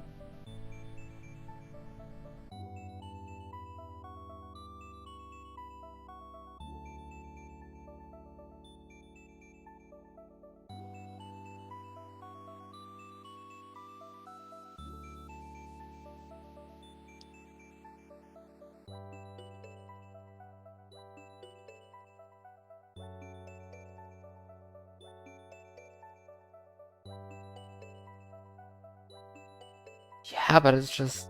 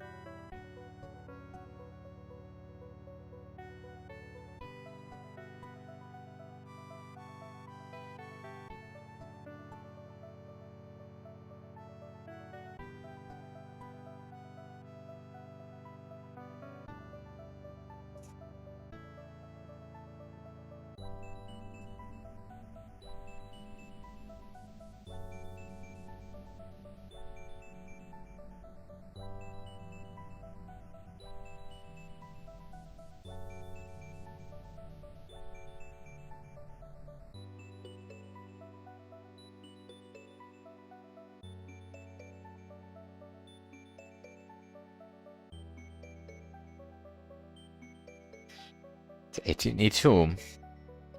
And 18E2 doesn't get written very many times.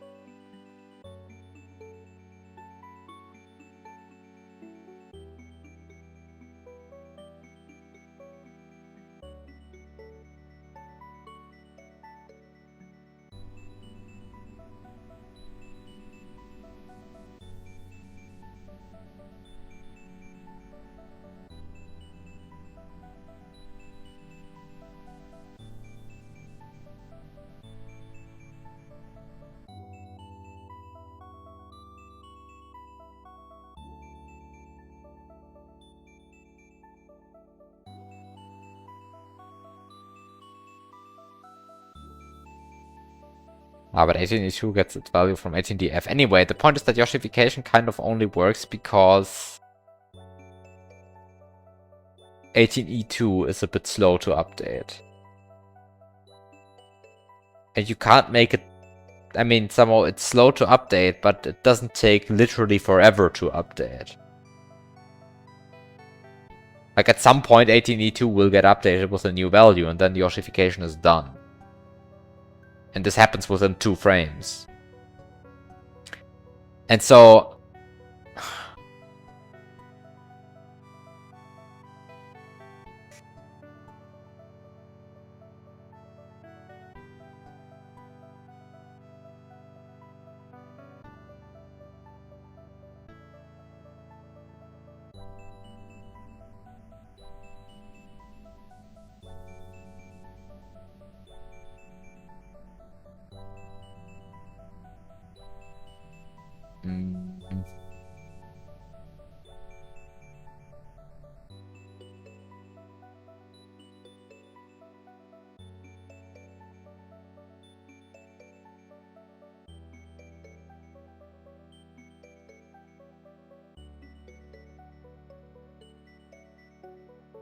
And how would you...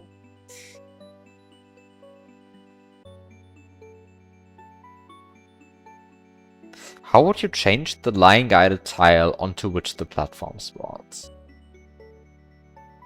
You just don't, right?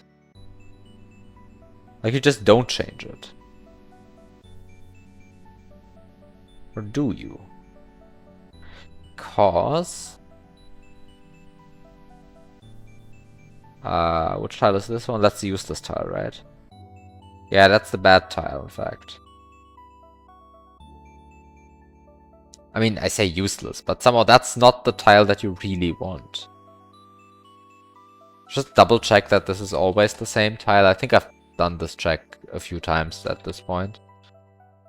Yeah, but this is always this tile. Have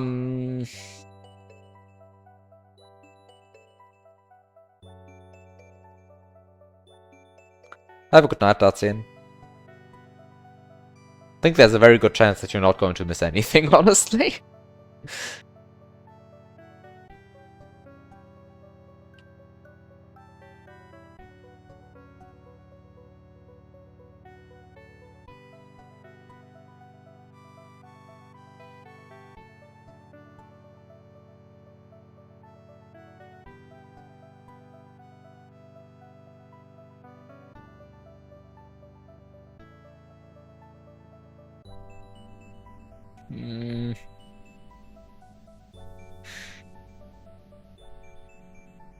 You think you're like 1 or 2 steps ahead for now, you'll see.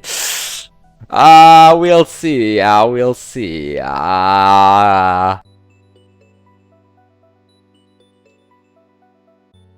It's mildly irritating to see that you're only 1 or 2 steps ahead for now, because I feel like I've gone nowhere. Like, literally nowhere at this point.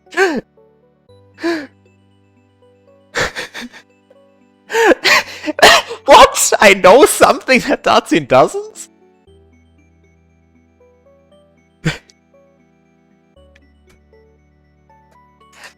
How can I know anything that Dartsin doesn't?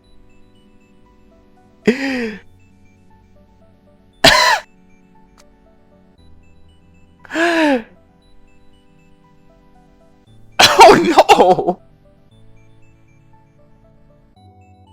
I guess I have knowledge.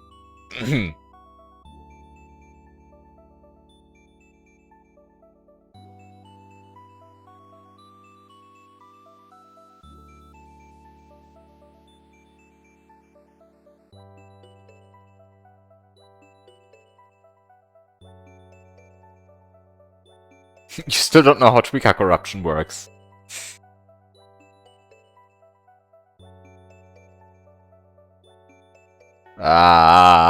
Yeah. I'm going to be mildly scared if that's going to be relevant again in this hack, though. I mean, it might be, but I'm going to be mildly scared because there was somehow...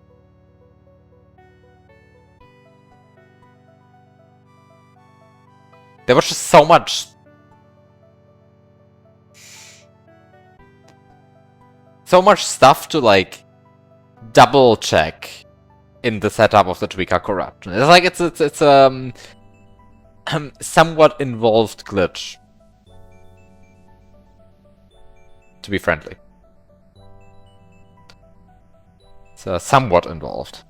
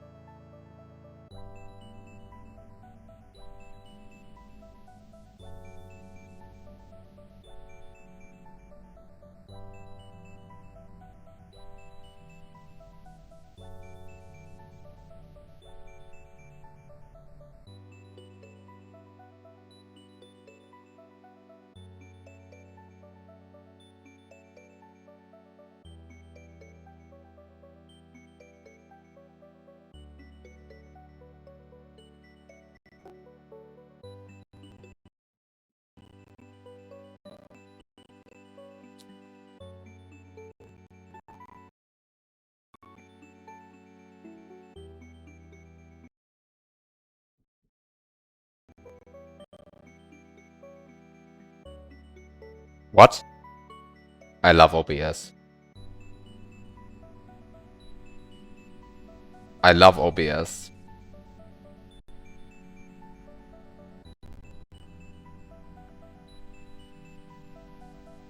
I start the Lua script and it just goes like, yeah, this is not the BizHawk and I want to record anymore.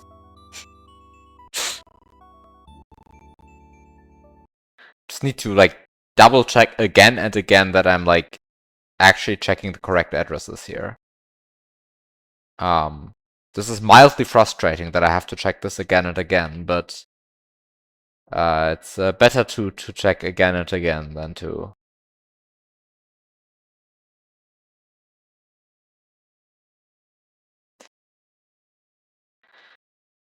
make a stupid mistake at some point. Yeah, it is 18. It's exactly what I expect, 18. That's the slot in the platform's mouth for the correct definition of mouth and slot. But the thing is, okay. So the problem, okay. So because tweaker corruption was mentioned, of course I looked into tweaker corruptions again for a second, but the problem is that if you want to do tweaker corruption with slot 18, then you need to make sure that 16.7a plus 18, which resolves to 1692, that the second most valuable bit of 1692 is set. But the problem is that 1690... Wait, did I just say 1692? No, sorry. You need to make sure that the second most valuable bit of 1686 plus 18 is set. And 1686 plus 18 resolves to 69e. And 69e is bounce sprite initialization flag table, which is either 0 or 1. And because it is either 0 or 1, the second most valuable bit is never going to be set. And because the second most valuable bit is never going to be set, this means that the spawns a new sprite tweaker bit is never going to be set. And because the spawns a new sprite tweaker bit is not going to be set, this means that when spitting out the platform's mouth, no tweaker bits get reset, and so you don't get tweaker corruption. Right? Because somehow the thing that I care about is not so much tweaker corruption in of itself, right? Tweaker corruption is a funny thing, but it has other side effects. Namely, every sprite table that comes after the 4th and 5th tweaker byte table, and also the 6th tweaker byte table, gets changed. Which changes some random RAM, which may or may not be useful, right? And so you're happy, but... yeah.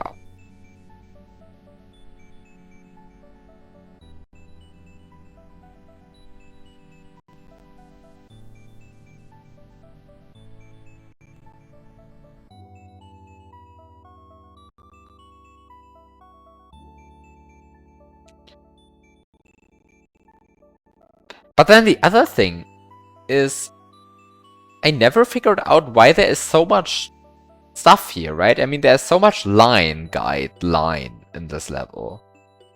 There's just so much line guide line. And it's completely unclear to me why there would be so much line guide line. Like, why do I care about so much line guide line? Like, what do I gain from this line guide line?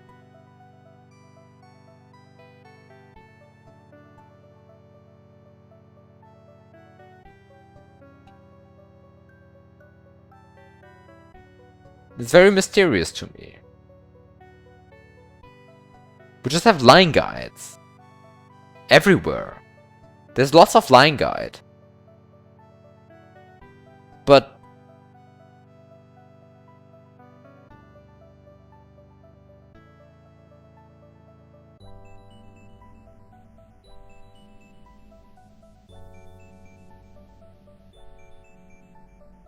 why?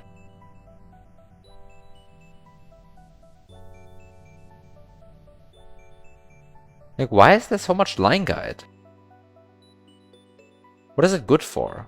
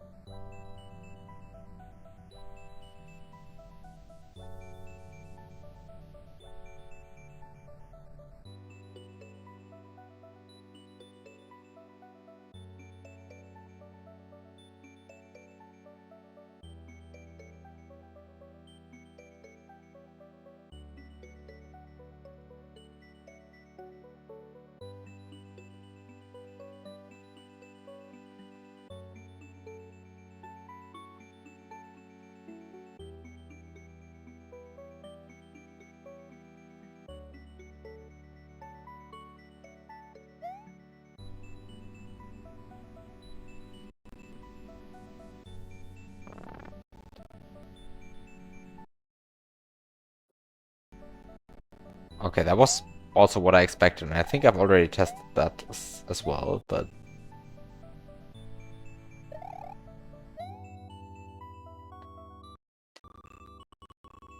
So, what you learn from this information, from...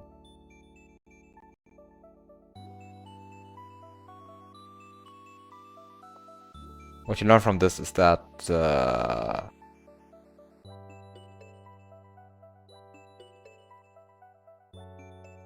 well, the sprite doesn't use C2, right? That's what you learn from this. There's like nothing deeper, I think. I kind of don't know what this sprite exactly does. Because I've never encountered this sprite before, I think. It's kind of like not really used. But doesn't use C2. And if it doesn't use C2, I think I'm not so terribly interested in it. Because if it doesn't use C2, this means that that you can't Yoshify it. And it doesn't seem to use the stun timer either. So if it neither uses C2 nor the stun timer, then like two of the big useful things are already out of the window. And I forgot what exactly it spawns if you stun it, but it wasn't so interesting. It wasn't so interesting.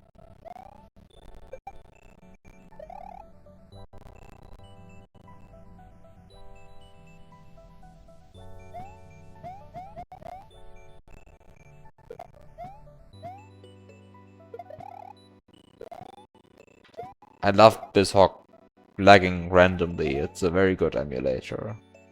I also love all of the Lua drawings being off, but I've complained about this several times before, so let's not do that again.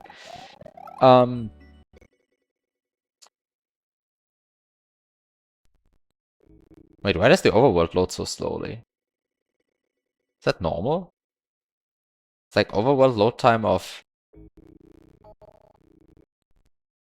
It's a very high overworld load time. Is that normal?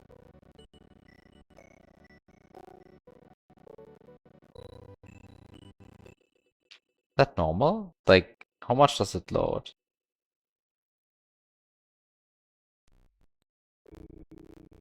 153 frames. That feels like it should be a lot. Maybe that's not true.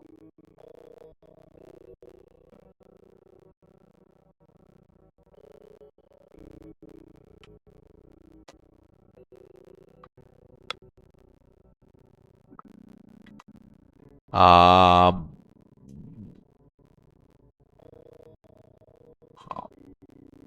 Oh. I mean, I can move I can, like, move this around.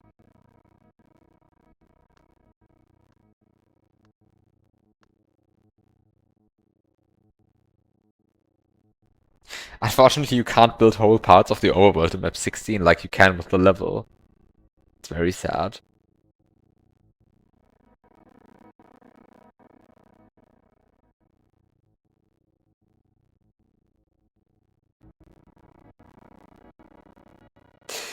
Very sad.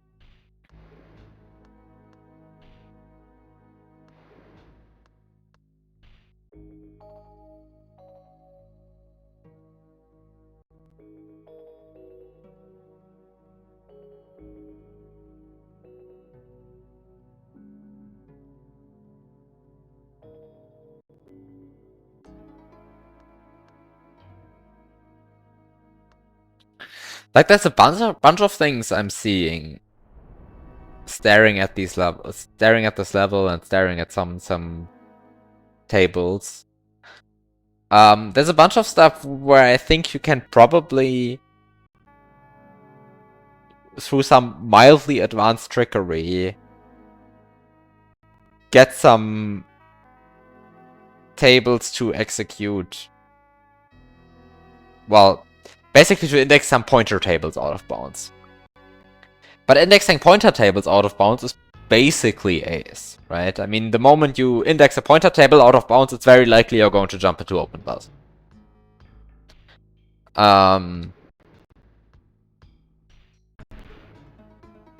Just because there's so much open bus.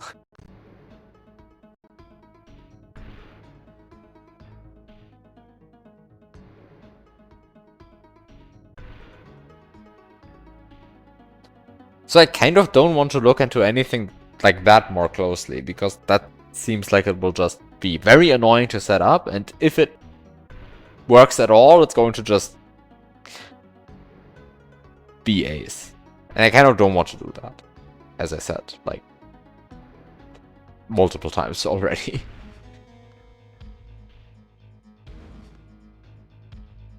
And surely that's not going to be the solution anyway, so... But...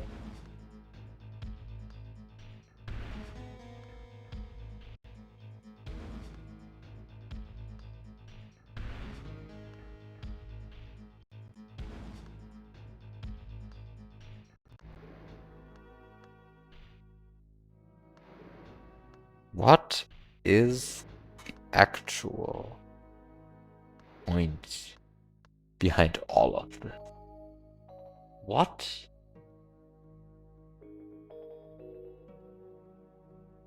Does the heck want from me? Which C2 value does this platform start on? C2.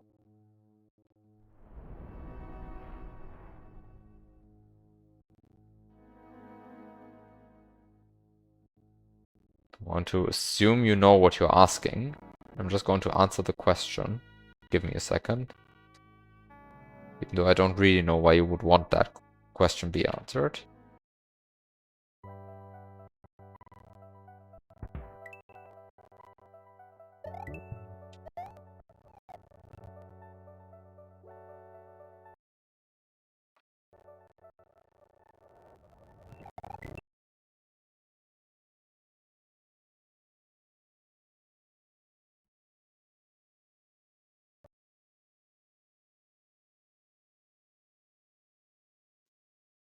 So it spawns, sets C7 to... I mean, C7 is C2 of slot 5, right?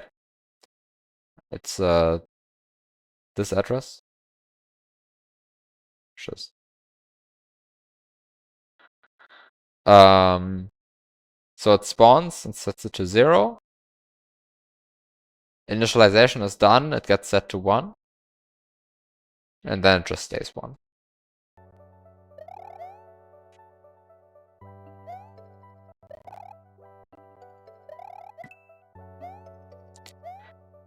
It's remarkably consistent that this platform lands in slot 5.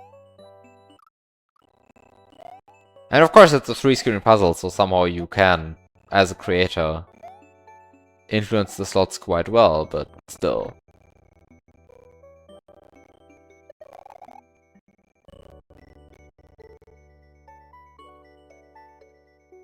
You meant the address for the line guide tile.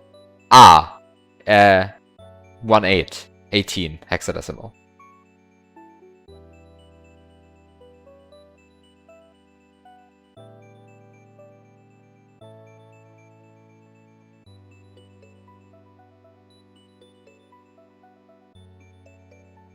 It's this downward slope.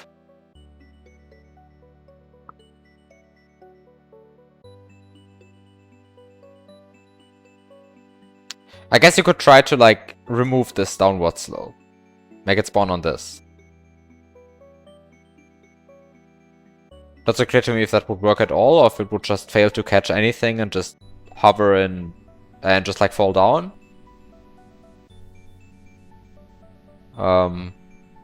Apart from that, that would be 1D. It's not 1C, it's 1D. This one.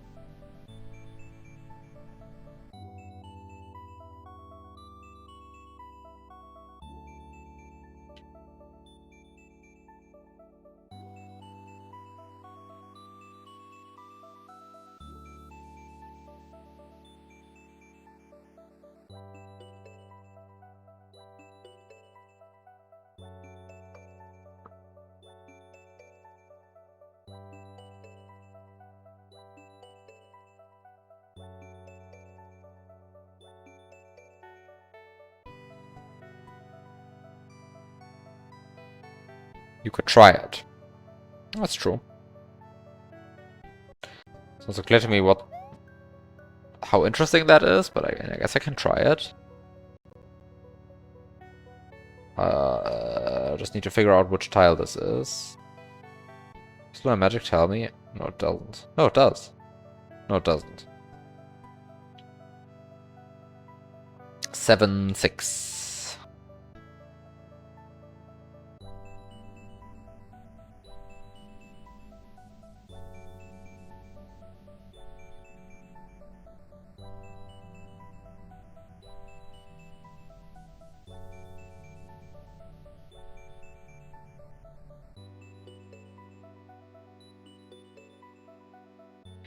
So what does 7, 6 mean? It means 7, 6. Okay, great. 7, 6. 7, 6. 6 times 30. 6 times 20 is... What's 6 times 20? C0. C7. 7 EC, 8 C7.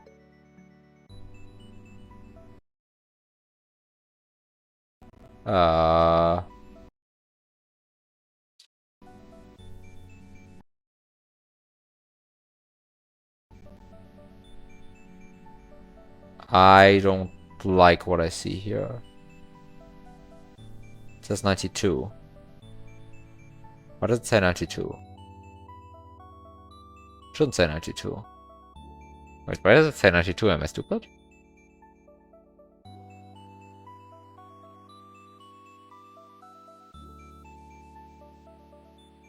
Or am I stupid?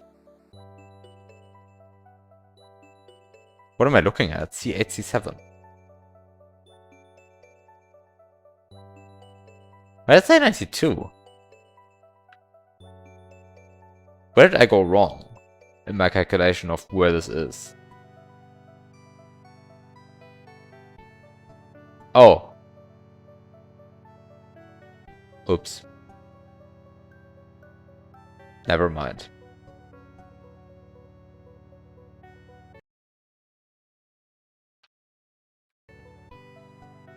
No, it said 8E, which is what I expected it to say.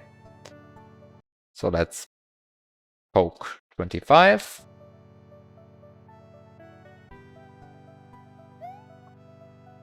We go away.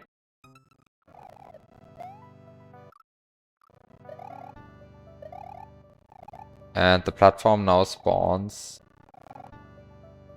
here. Platform spawns in 7 now. So let's check.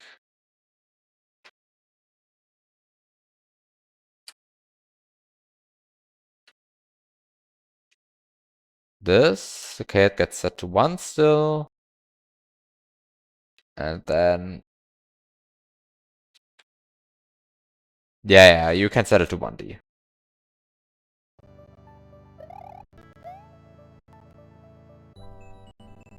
Not sure why you would want to do that, but you can.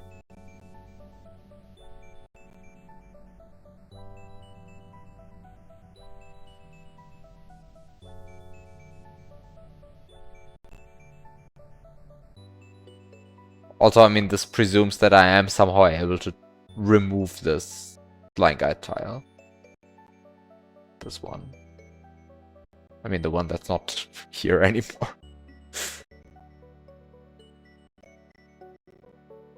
Right, I mean, there used to be a line guide tile here, but it's no longer visible. Also, it was visible. It wasn't so very visible to begin with, because it's sort of like black on a dark blue black on a dark blue background. Speaking is hard. Yeah, I mean, I guess I could also try to remove the next line guide tile over, but then I end up with tile 86, which corresponds to sprite slot F.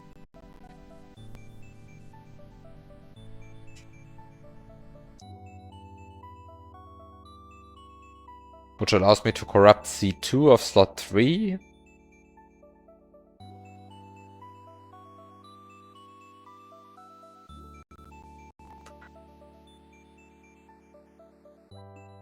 Which, I mean, I guess that's good.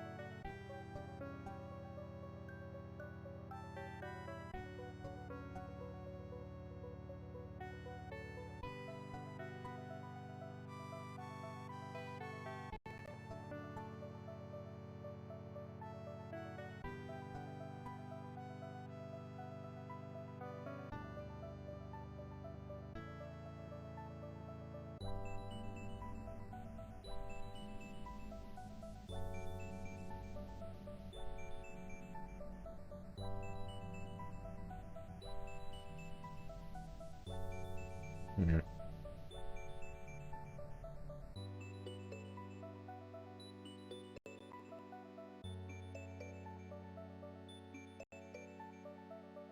I mean, I guess already with this you can change the C2 of slot 5. Once again, it's questionable how useful that is. Unless something very weird is in slot 5, in which case this is going to be pretty much AS. Ah, no, it's not. Because you can only set it to 0, so it's useless. Ah, okay, never mind.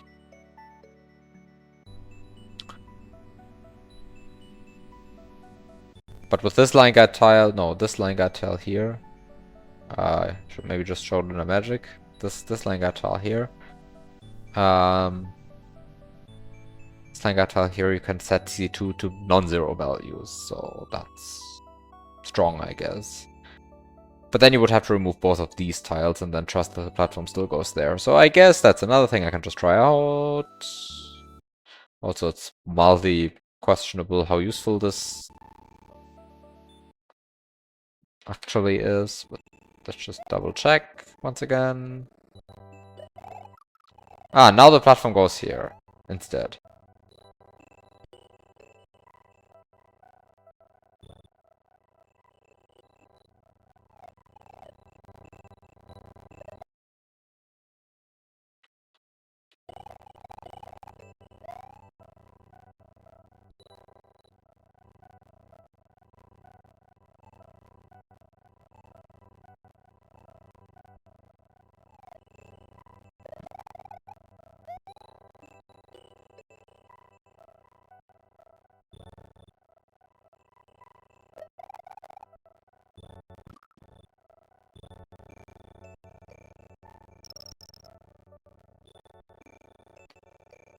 Like,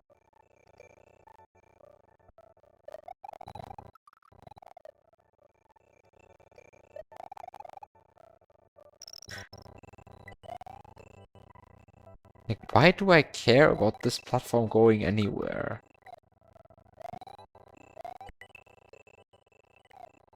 I mean, of course I can now go up here, but like, there was so much... There are like so many other ways to go up here that don't require getting this platform. So I don't know why I would want to do that.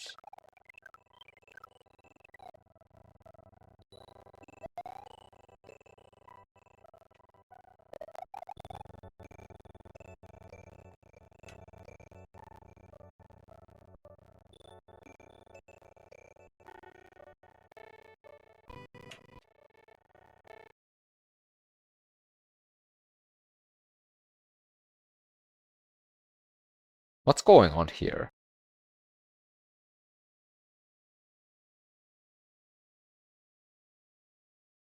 What's going on here? You see this? The game loaded the level. And the RAM watch reads 8E and 147. Because for some reason this is in decimal. Game reads 8E and 93, which are the two line guide tiles there. And then suddenly,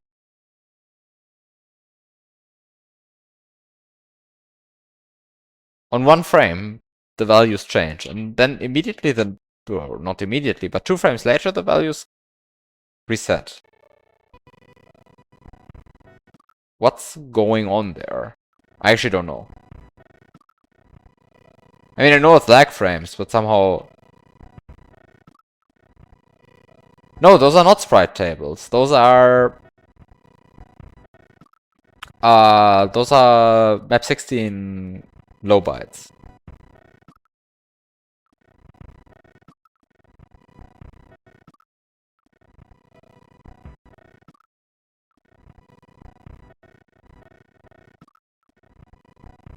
Which is why I'm so confused by the fact that they change after the level has already loaded. Also, yeah, this is a death trap. Don't enter the door. It just kills you. And of course, we already knew that, but...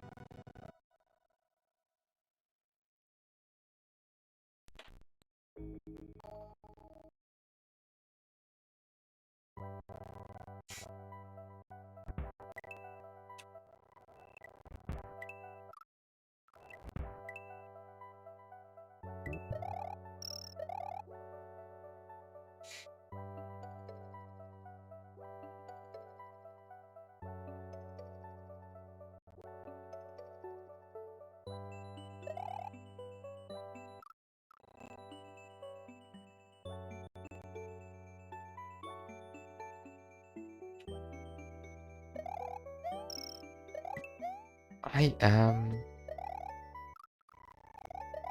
very lost in this hack right now. Because, like, no matter what I look into, it doesn't seem to lead anywhere. Like, I just stare at stuff.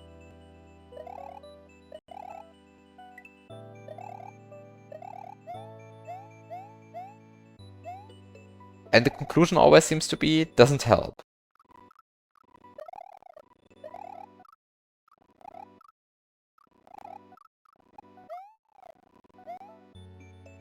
Which... yeah. I don't even have stupid ideas right now.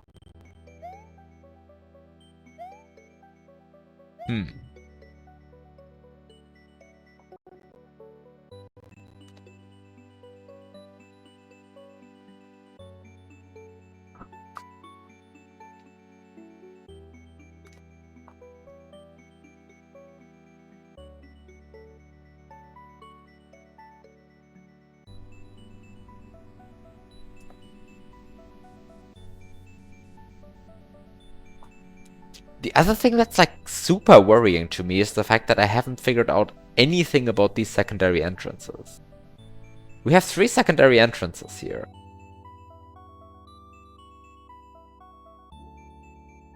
What the hell does this mean?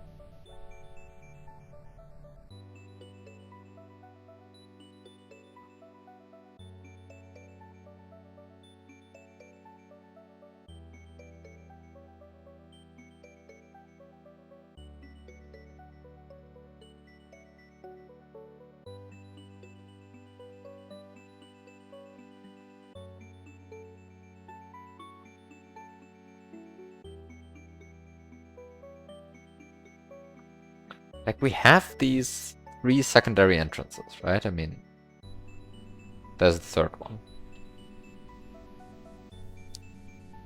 But they are never linked to. Like, nowhere.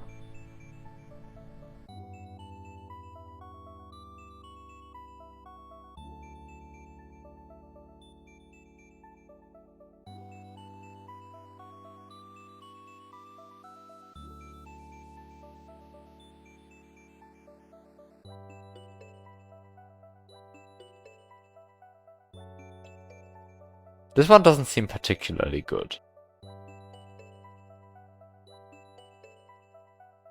I mean, all of them are of questionable usefulness, right? I mean, somehow that much is clear.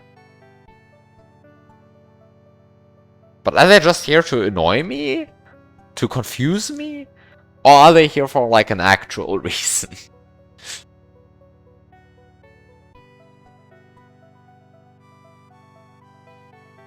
Presumably the latter, but...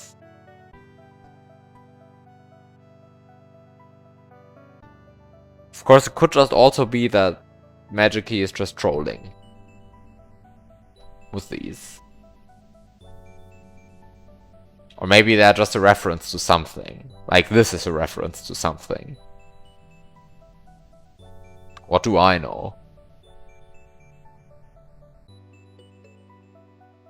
I mean, here we have even more secondary entrances. I don't think I don't think this one is vanilla. I mean, it's only one, but I don't think this one is vanilla either.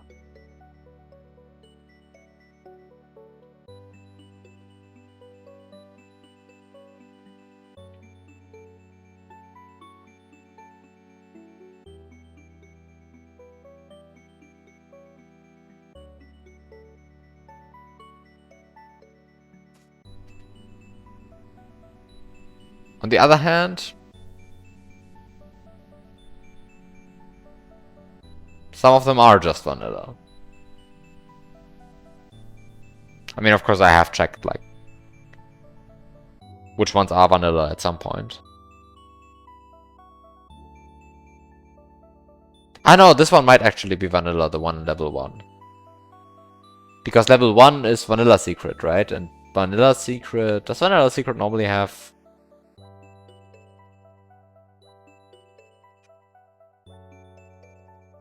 Apparently.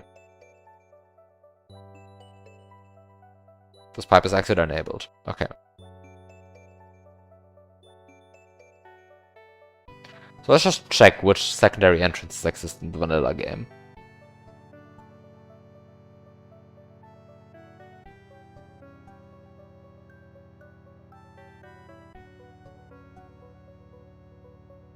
The answer is, like, really not that many. Like, vanilla just doesn't have that many secondary entrances.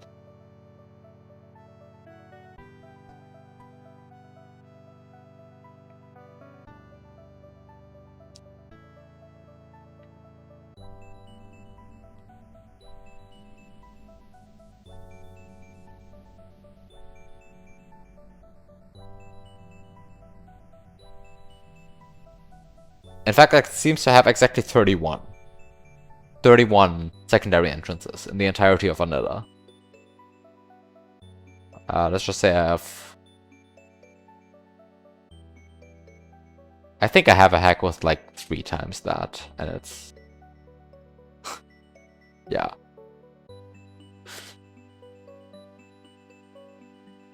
Hi Bugs88, thanks for the luck. I definitely need it. I am still extremely lost.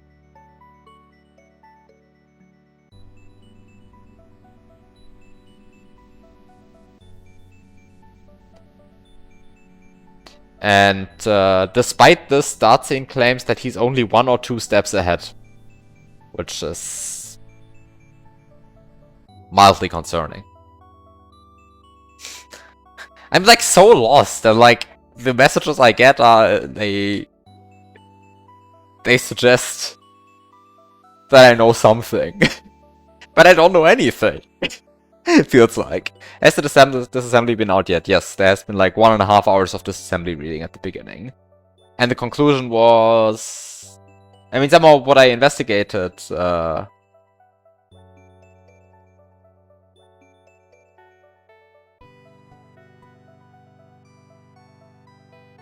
Wait, now Darcy knows too?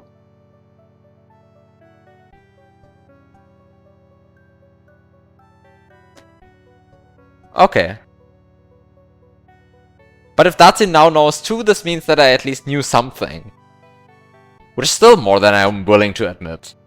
Like, I have the feeling I don't know anything about this.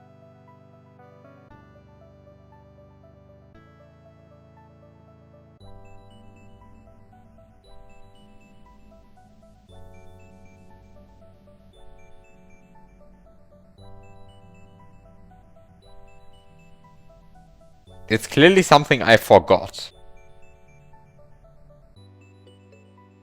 Wait, what?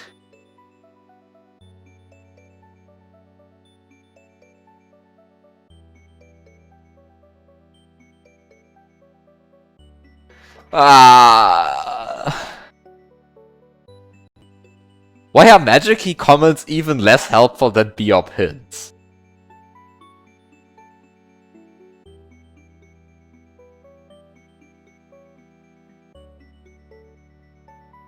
How did that happen?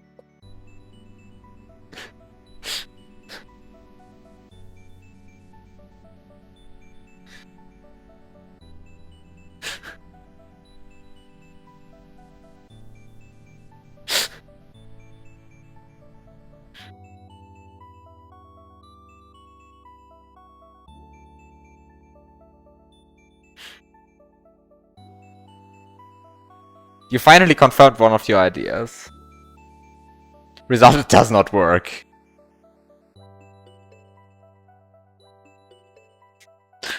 What did you try?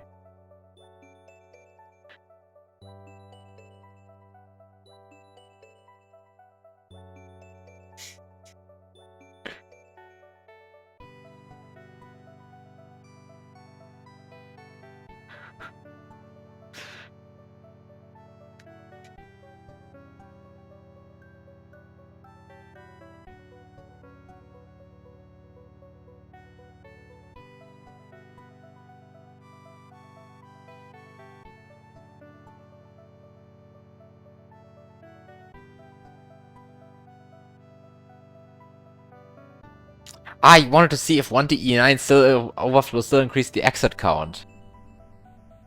To be fair, I didn't explicitly check that. That's true. There's something I did in an earlier stream that would probably get me unstuck now. Okay, clarification request. Does earlier stream mean earlier stream of this hack, or...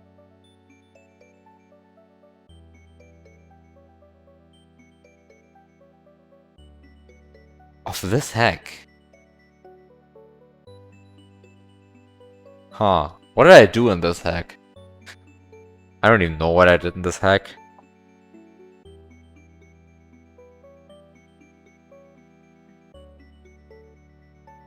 Also, it's not so clear to me that it would actually get me unstuck now, but...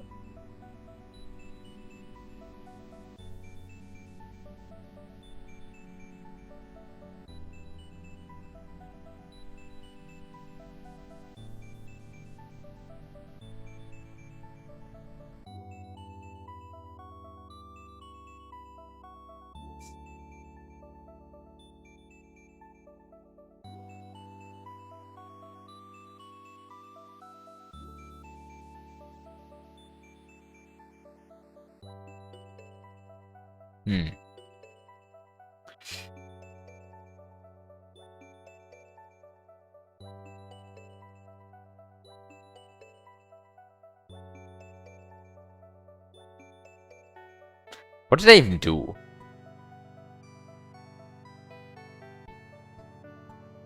It's not so clear to me that I even know what I did.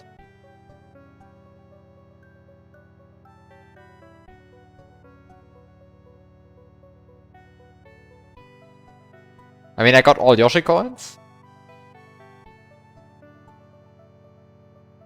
You have... You have no idea what I did if that helps.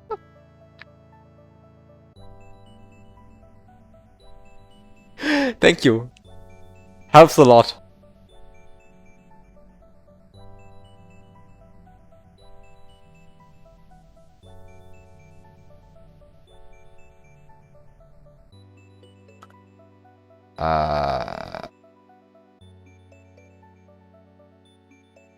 I mean, though, seriously. What did I do? I beat this level, 105. And then I died in the title screen a bunch. Right. Right. In an earlier stream of this hack, I didn't realize that dying on the title screen was not forced. Or actually, that you could enter to the file select menu, and so I spent 45 minutes playing the title screen. Right. That must be helpful. I just pretend that I don't know how to play this game again.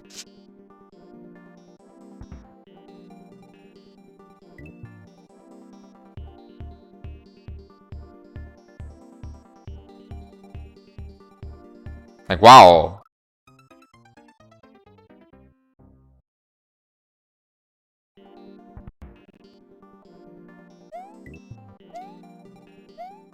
Seems so helpful.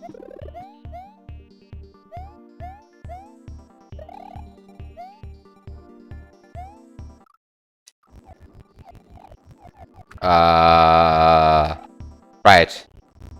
And here I can even enter this door. Like, isn't that crazy?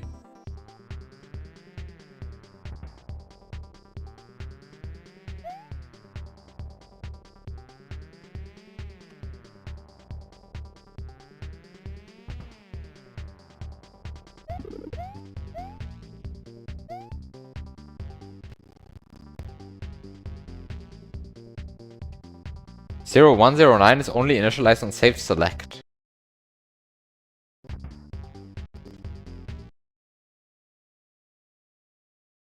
Am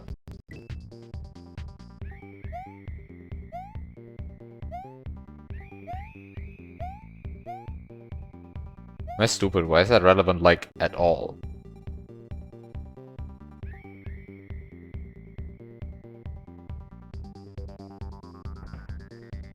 Which means if you leave the title screen via message box without opening it,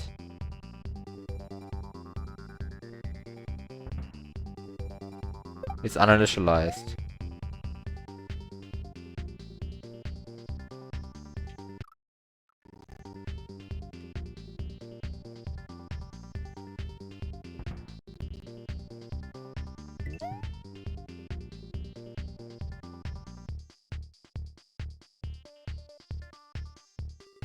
Wait, am I stupid? What's 0109? 0109 is what I think it is, right? It's,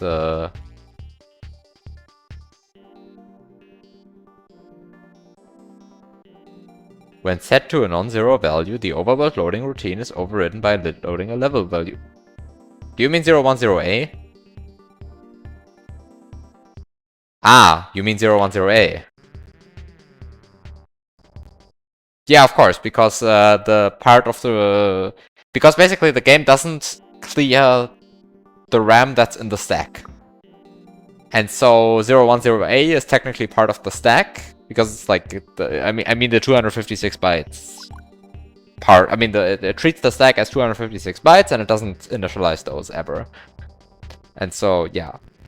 Yeah, no, this makes sense. 010A is part of the stack. I mean, in some perspective it is. Of course, in some other perspective it isn't. Kind of didn't know that you could still select a file in this situation.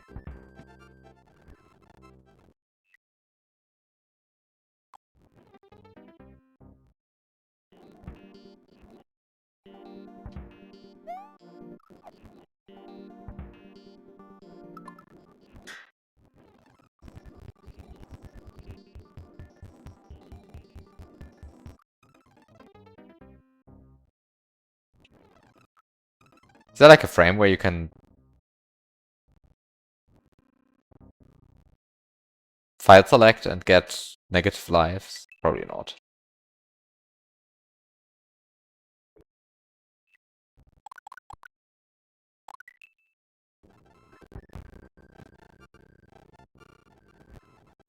What else did I even figure out about this hack? I figured out that if you game mode switch from level to title screen, or more precisely if you... Oh, wait. I figured out that if you game mode switch to the title screen while you have all Yoshi coins collected, then this Yoshi coin doesn't spawn. That's something I figured out. I don't think that's relevant now, but it's something I figured out technically.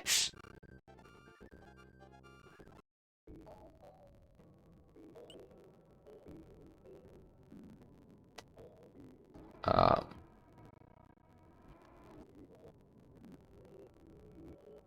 not, I don't think that gets me unstuck. If that got me unstuck, then I would have been unstuck 3 streams ago. That's hyperbole. I haven't been playing this for this long, but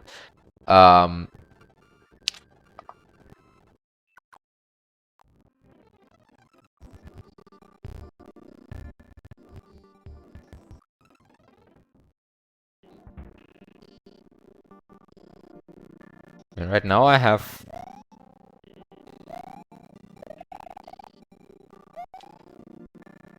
010A set to 80. It would be very funny to start the game with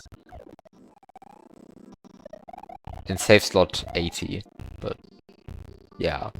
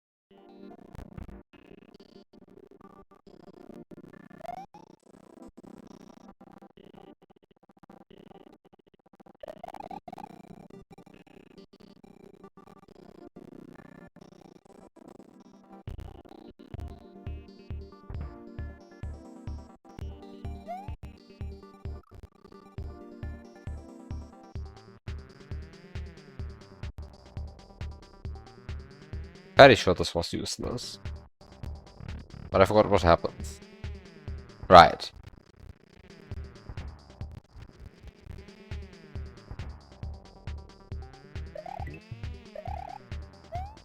There are no Yoshi coins in the title screen. So very sad.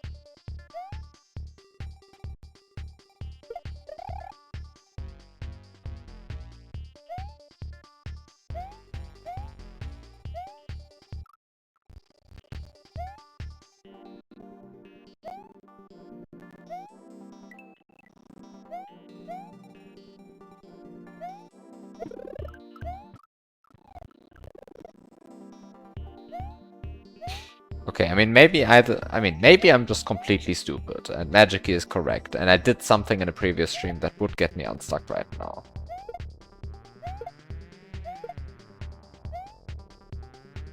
I kind of don't believe that, though.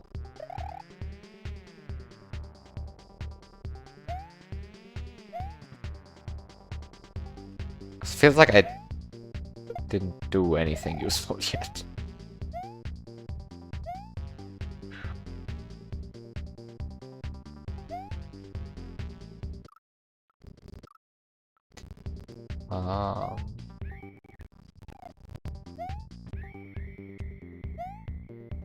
You're surprised I don't see it. The very interesting claim that you are surprised that I don't see it.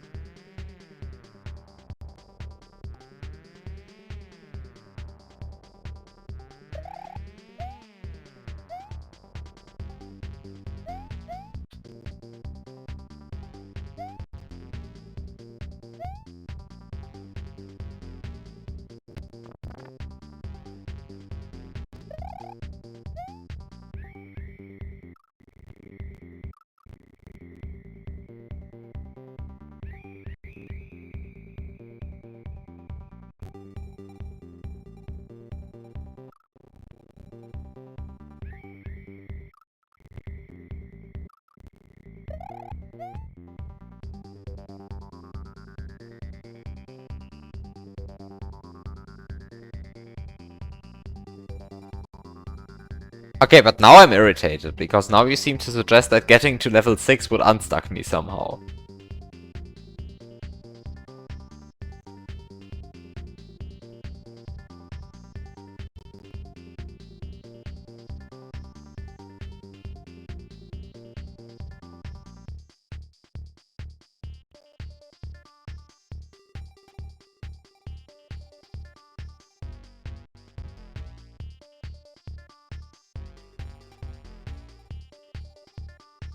Wait, Magikey. You thought getting to level 6 was my goal. No. No. Also, high red 777. If I knew that getting to level 6 was my goal, I would be a lot less confused. Right? This is what I want to point out. Of course, I can go to level 6. I am fairly confident that if I just stare at it long enough, I can go to level 6. This is not what I'm worried about. At all. Unfortunately. This is the unfortunate part. I am not worried about getting to level 6 at all. I haven't done it, but I'm not worried about it. At all. Like, I'm fairly sure that's a solvable problem.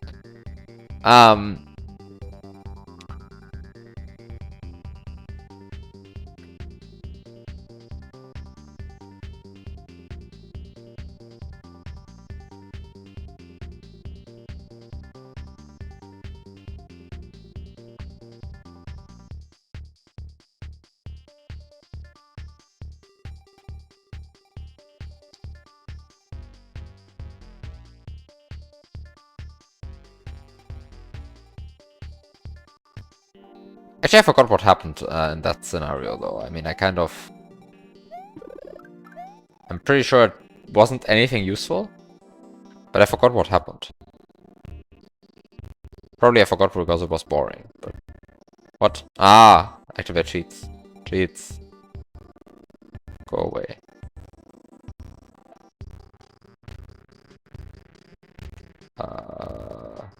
Key.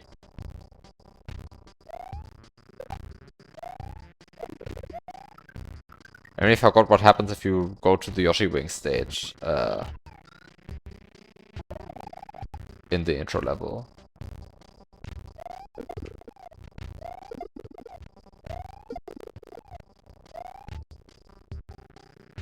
I'm pretty sure it was very boring. Also, I'm keep duplicating into the wrong direction. That's beautiful, really.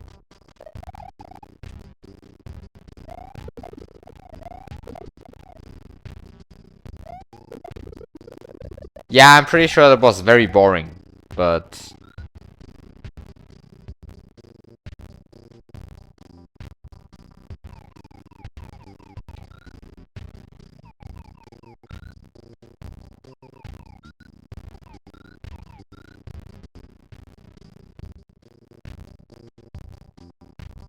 Yeah, you just enter the level, but now with the blue Yoshi.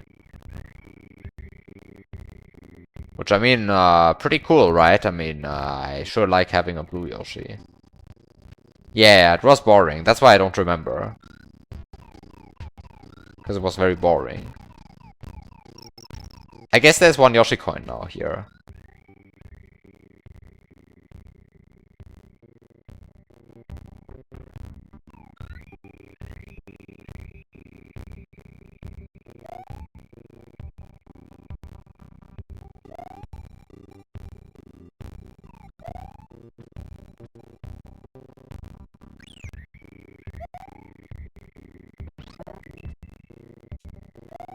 There's one Yoshi coin there. So surely, what happens if you go there again?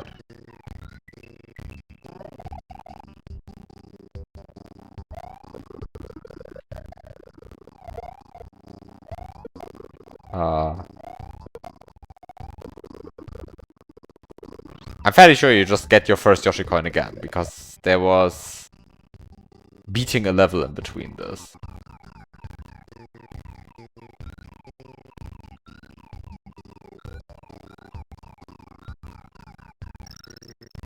Wait. Didn't see the points. Yeah, 1000 again.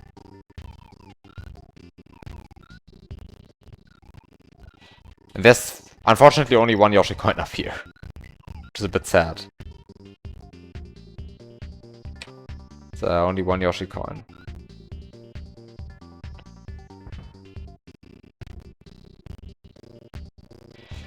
Only one Yoshi coin.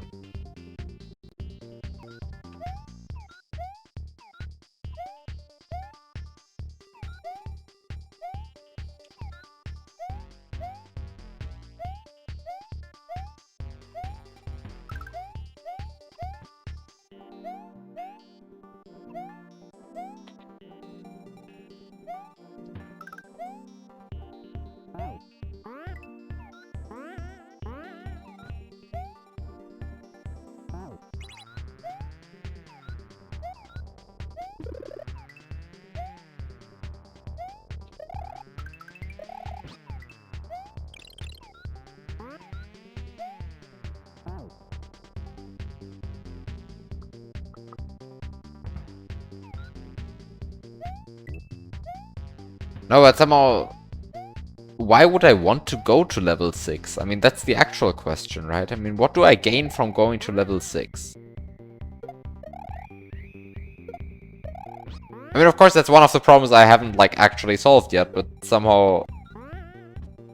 I'm not so concerned about how to get there, or rather, what to do there. Because... it doesn't make any sense to me to go to level 6. Like, why? Why would I want to be there? Because I've stared at the overworld long enough that...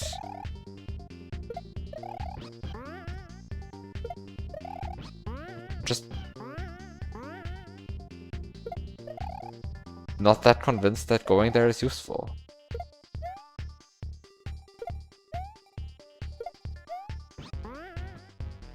I mean, maybe I'm just stupid. Also, why can't I grab this springboard on Yoshi? Wow, why is it so bad to grab the springboard on Yoshi? Like, hello?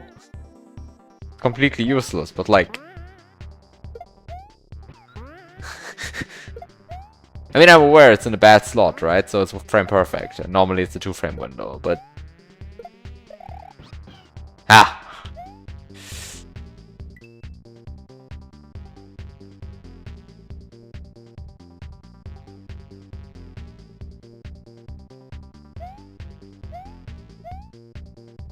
In a bad slot. But okay, so... maybe I should just...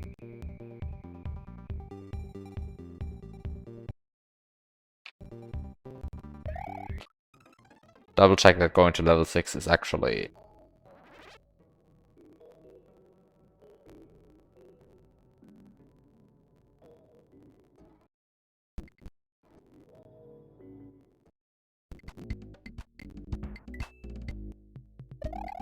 a bad idea. Because I'm pretty sure going to level 6 is... I mean, with my current knowledge, is a bad idea. Ah, I love the overworld. It's a very beautiful overworld. Right, just tells me GG. Doesn't seem so useful. So I mean, I go to level 6, and then I don't want to beat the level, but what do I want to do instead?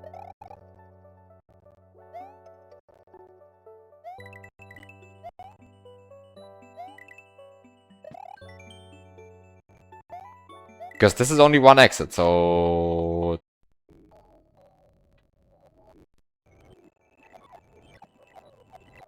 Actually, wait a second, am I stupid? Wait. Wait, I might be stupid. I might be, like, actually, like, genuinely stupid.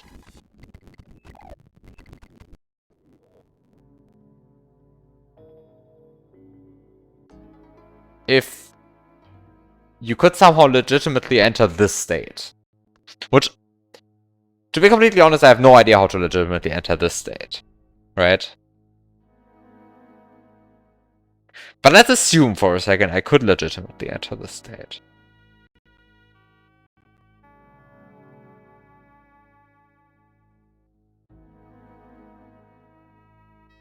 Ah, no, right. If I could legitimately enter the state, then I would still not be happy.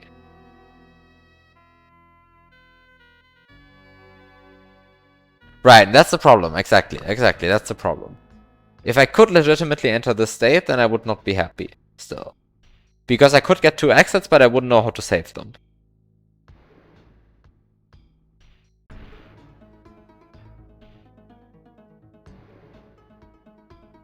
Unless, as Biop mentioned at some point, I think it was Biop who said that, to just force a save prompt somehow.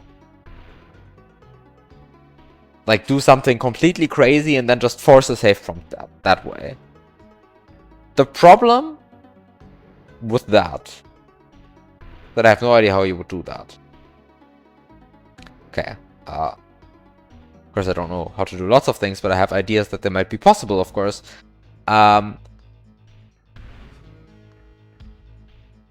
So...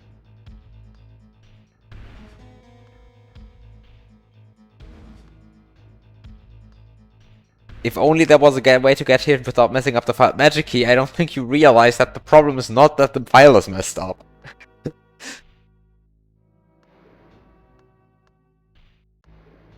I mean, it might be objectively the problem, but the thing is, I have no idea how to... I mean, if I was here with a non-messed up file, I wouldn't have any idea what to do either. So, like, why do I care that the file is messed up? Like, for all I know, all states are bad that I'm in because none of them work. So please don't tell me that I should... prefer some of the messed up states over other messed up states because of stuff that I don't know yet. Thanks. Like, I don't know why the state would be bad, because I have no idea why the other state would be good, so... if it is as bad as any other state, then why do I care?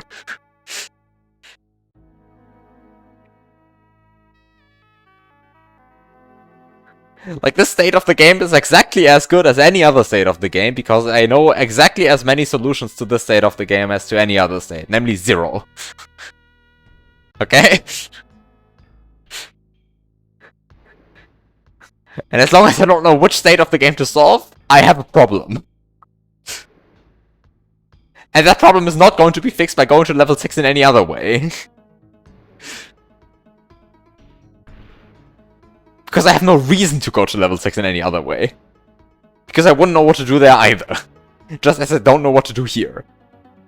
Being able to save, greater not being able to save. Being able to re-enter levels, greater not being able to re-enter levels. Yeah, great. Okay.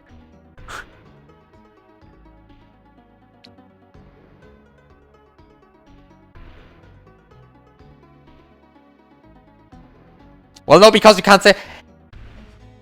Dear Magikey. Dear Magikey. What you are suggesting here is that you give me, like, 5 impossible looking states of the hack. And you're telling me one of them is not impossible. But all 5 look equally impossible.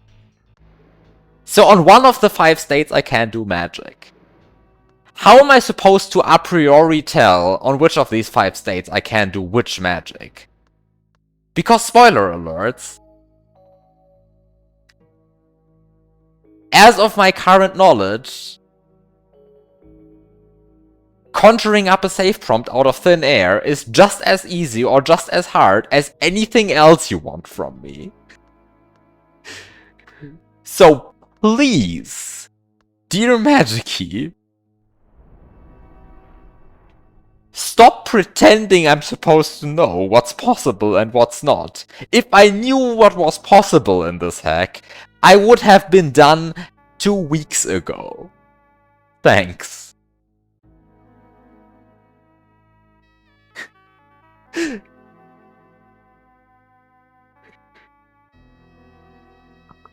Like, but this is seriously the point, right? I mean, somehow if I knew what I was trying to do, I would have been done. I would be done. The problem is I don't know what I'm doing. That's the point. That's why I'm playing a puzzle, because I don't know what I'm doing.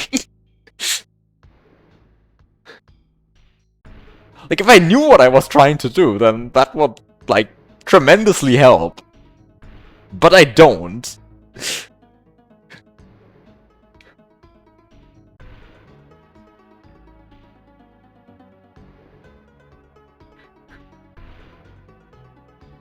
Like, I'm just, like, super confused by what you're saying in chat here. Like, you're like, suggesting that I should somehow know. You're suggesting that I should somehow know what's possible and what's not, but if I knew, then then half of the difficulty would be gone. And, like, I mean this completely unironically. Like, this is not hyperbole, right? Because, like, the point is if I knew what I was trying to do, then this would genuinely be a lot easier, but I don't. And that's why I'm, like, so confused. And that's why I'm, like, trying out all of this nonsense that, of course, cannot work. And I'm fully aware that most of the stuff that I do cannot work. But the problem is I don't know what can work. And so I have to, a priori, like, treat everything equally. Like... Of course it is plausible that I want to go to level 6, which is why I investigated how to go to level 6, but... maybe going to level 6 is completely pointless. Because I don't see how to complete the game from there. And I don't even see how I could possibly complete the game from there. Like, I can feasibly see that there is a 1 exit path out of level 6. That gets me to the any % ending.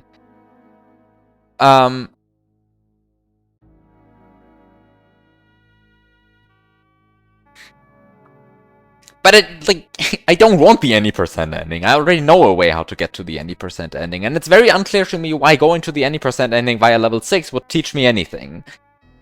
I mean, teach me anything that I, like, actually care about right now, which is... What the fuck am I doing?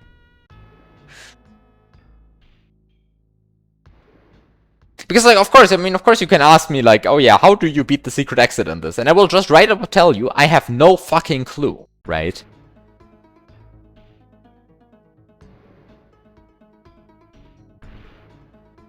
But... this is not slightly what I'm concerned about. What I'm concerned about is that even if I get any number of exits out of this level, even if I smuggle any amount of non-glitched power-ups out of this level, even if I smuggle any amount of glitched power-ups out of this level, after doing any of this, I still don't know what I'm doing.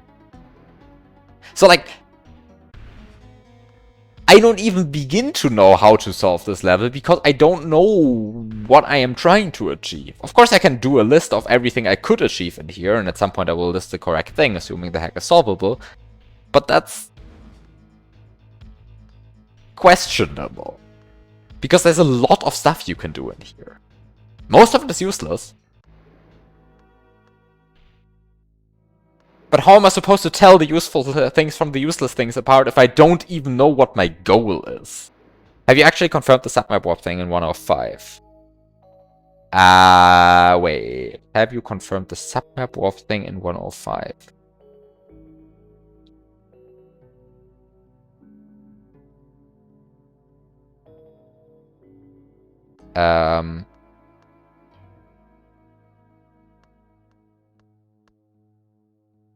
Do you mean if I do a submap warp in 105, I end up on the submap but in a completely unreachable state? Yes. Yes. I checked that. Yeah, I double checked that. Let's just showcase what this means. The point is, you would think that doing, I mean, somehow you would hope that doing a submap warp from this part of the map would bring you here, right? But of course, the submap warp thing is it's sort of symmetric, right? So Mario's starting position is here. So Mario's starting main position on the main overworld is here. So if you did the submap warp from here, then you would be happy. But you're not doing the submap warp from here. You're doing it from here, and so you're not happy. Right? That's the problem. You would want to do the submap warp from here, and then you land here, and then you go here. But that's not what you end up doing. What you end up doing instead is you end up here.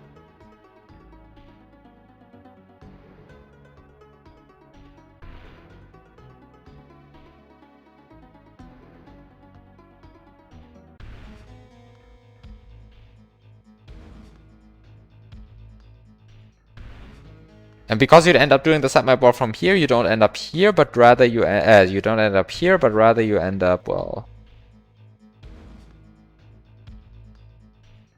here. Which is, as far as I can tell, completely pointless.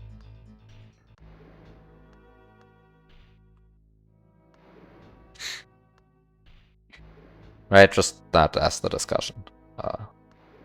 I don't think you gain anything from doing that.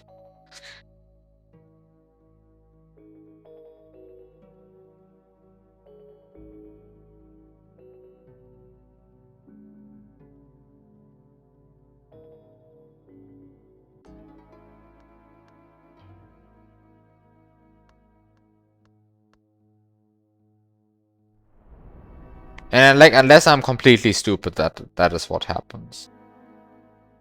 And I'm like, I mean, like, just to make sure that I'm not completely ridiculous at this point, I am fairly sure that I'm correct about everything I just said, but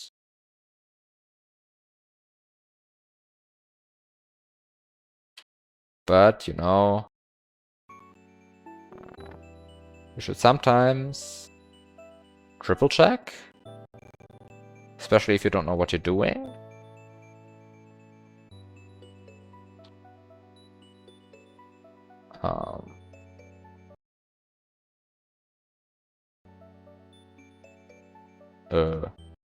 That's not what I want to check. That's what I want to check.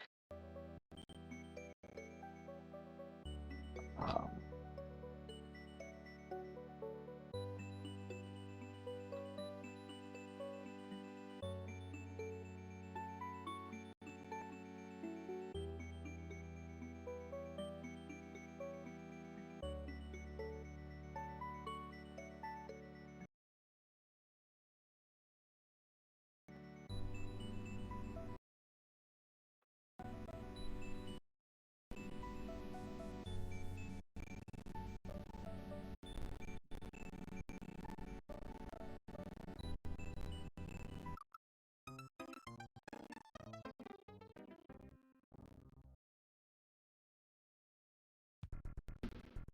yeah, that's exactly the tile that I pointed at.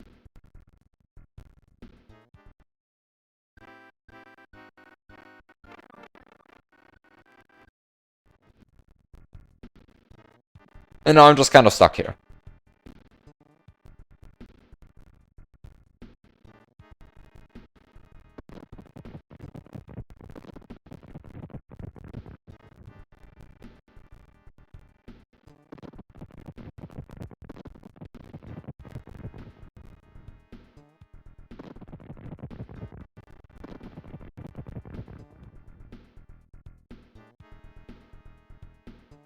Yeah, that's somehow the problem, right? Like you end up in a useless state, and so activating an event doesn't change that. I'm pretty sure it doesn't.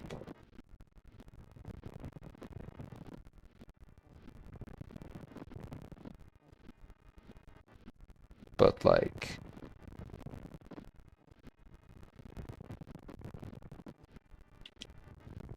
I mean...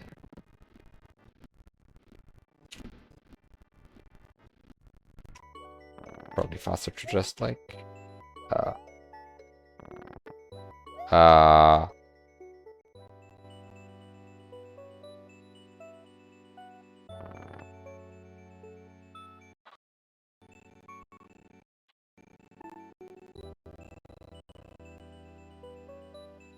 Yeah, so that's... that...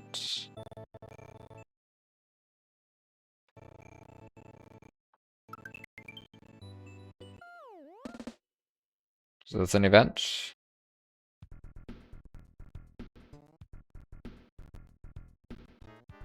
Doesn't seem too helpful. Check the other event.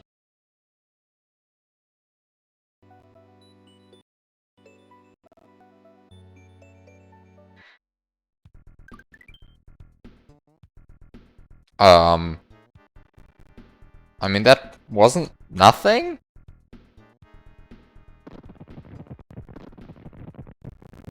I mean, I will just point out that wasn't nothing.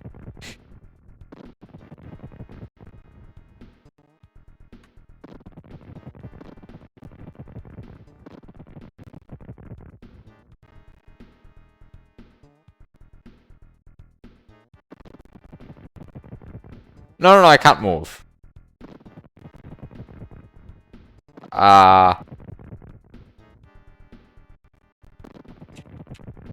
But I will concede that it wasn't nothing. Why does it say you have 2 exits?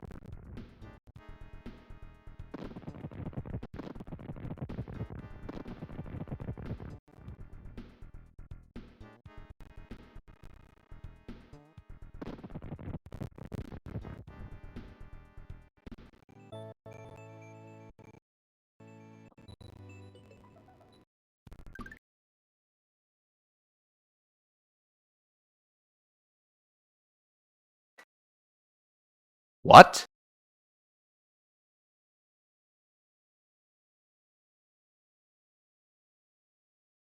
That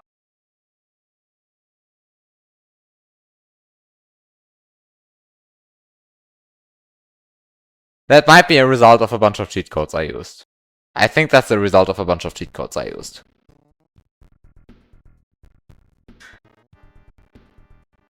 I'm fairly sure that's a result of some cheat codes I used. And not because of like anything glitchy going on with the game. I think this is a save file on which I had activated event 6 and then I deactivated it again to test something. And I didn't change the exit counter. And the exit counter is not recalculated every time. It's just increased every time you activate an event. So when I cheat disabled event 6, it never decreased this. I'm pretty sure this is not because of anything wrong with the game. This is just because I cheated. It's like, this is not a legit game state.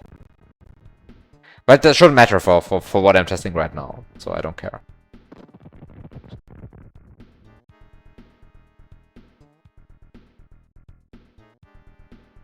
I am confused though.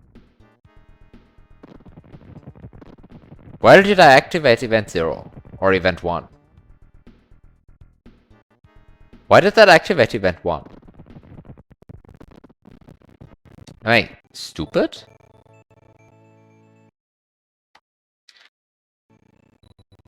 This is the event to activate.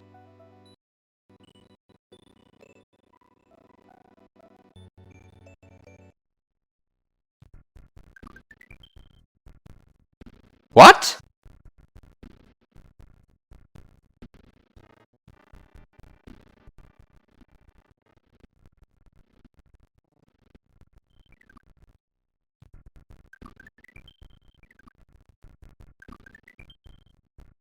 Isn't this event number display thing bugged?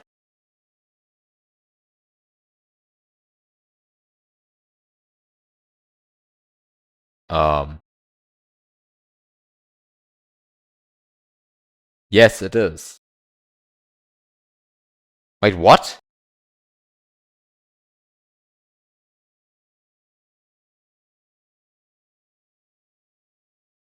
You're right. You know whose script this is? Right, this is Dartzin's script.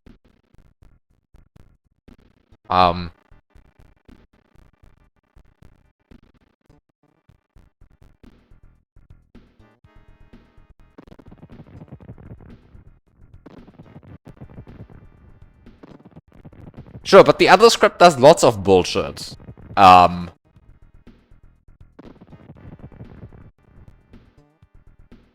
So I just ignore it.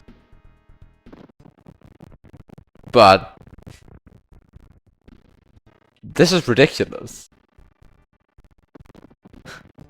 Kind of used Dartzin's script because I thought it would do the correct things.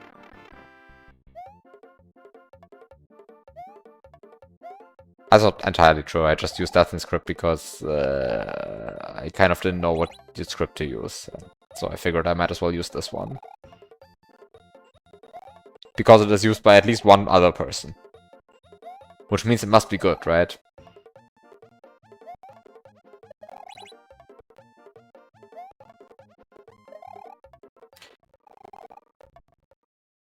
But okay, so that's...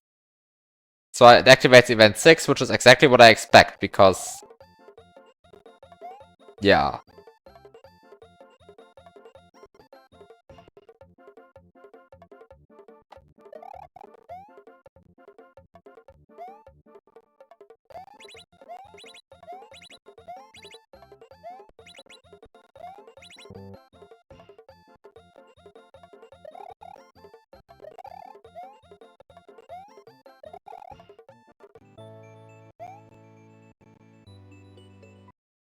Actually, this makes me realize something.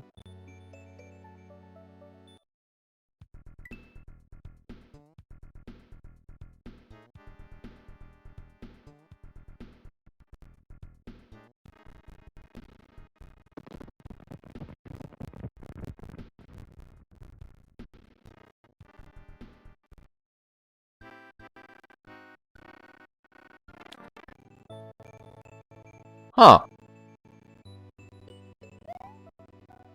If I understood correctly what just happened is...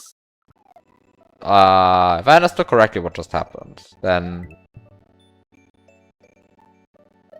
If you enter a level on the overworld that has no event linked to it, and you get the secret exit, then that event activates event 0.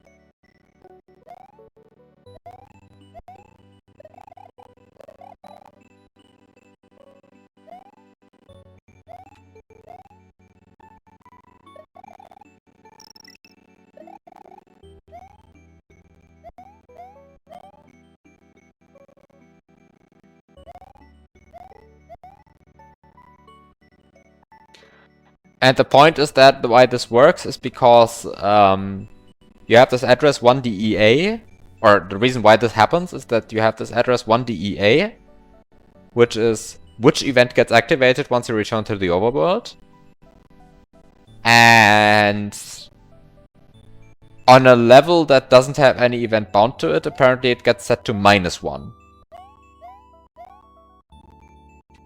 So if you activate the secret exit, then it adds 1 to -1 and gets 0, and so it activates event 0.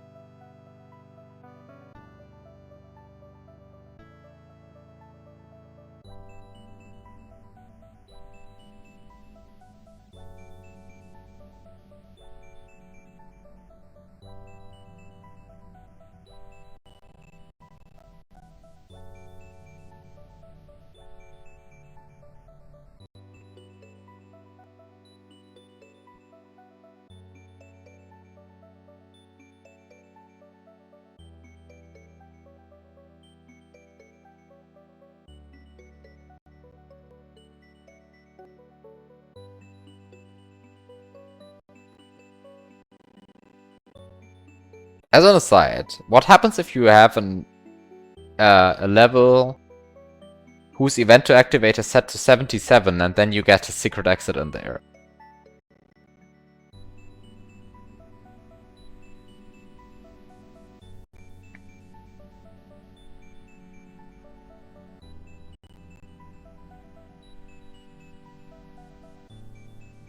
I mean, I guess there's only one way to find out, right? It feels like it should do something. What's 77? 77 is 119.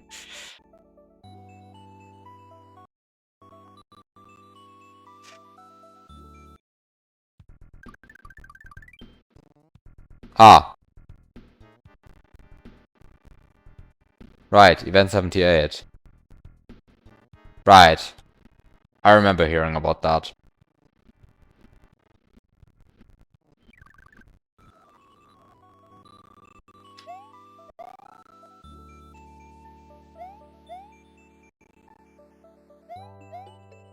Ah, you've heard of event 78, but have you heard of event 79? No, you haven't.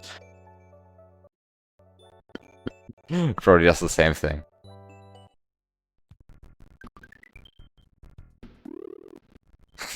What?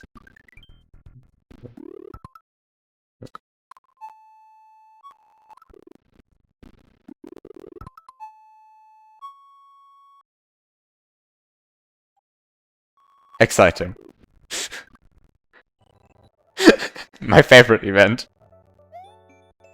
You see, it's a different event, though.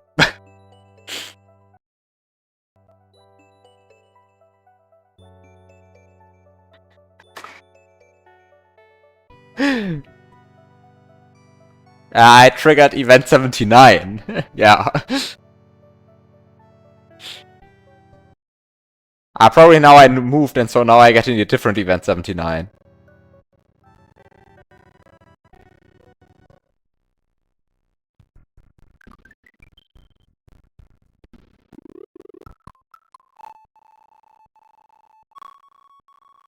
Ah, no, it's still the same event 79.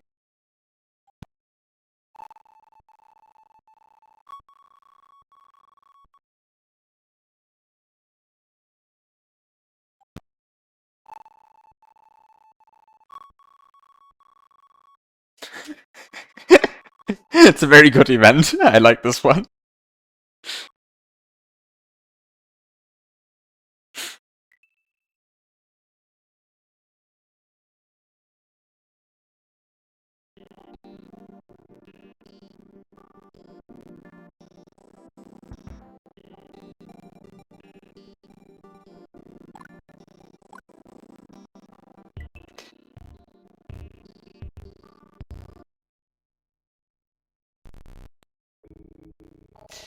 Okay, could you do this in LLM 3.0 hack? Like Secret Exits 2 and 3 and Event 77? Yes, you could.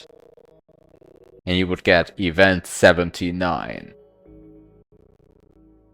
Truly the best out of all events, but you know what we haven't checked yet? Exactly.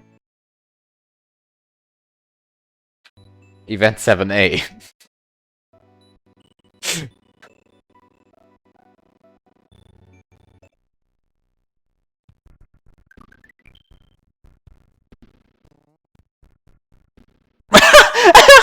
It didn't crash the game!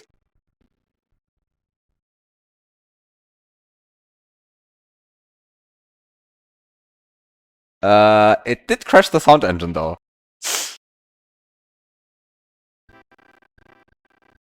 Also, it did corrupt the Mario start.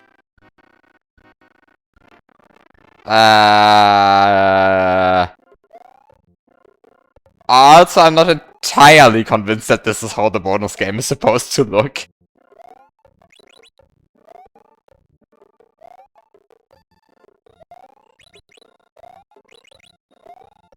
But you see, the game didn't crash.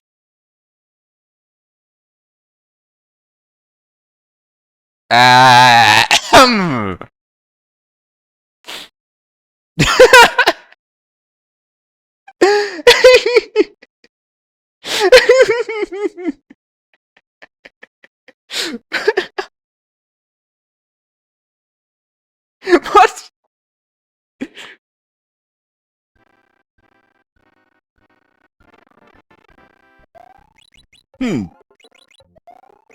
Doesn't get any crazier though.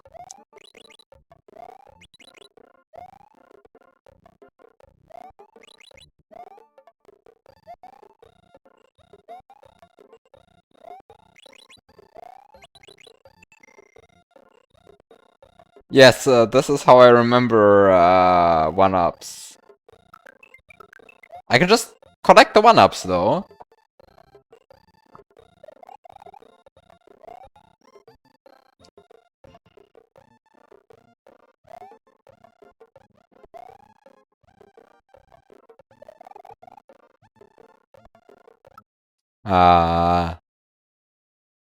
Yeah, unfortunately my overworld looks like this now.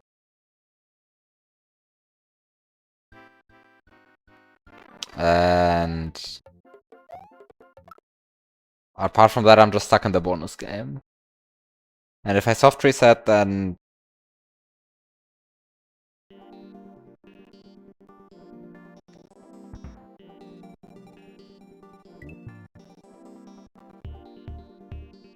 my dual script has stale drawings.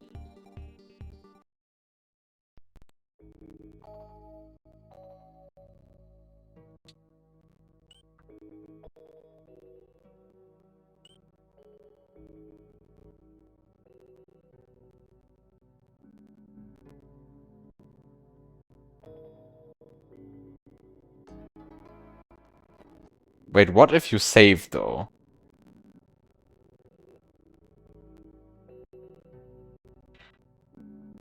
I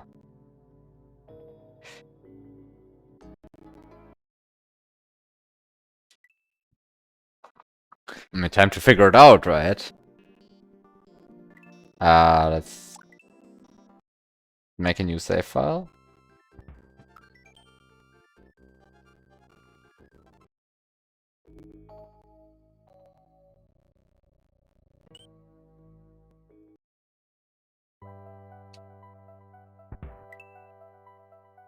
Let's first of all, the first thing you have to check is, of course, how volatile is this event to begin with, right? Because it might just be very volatile, this event.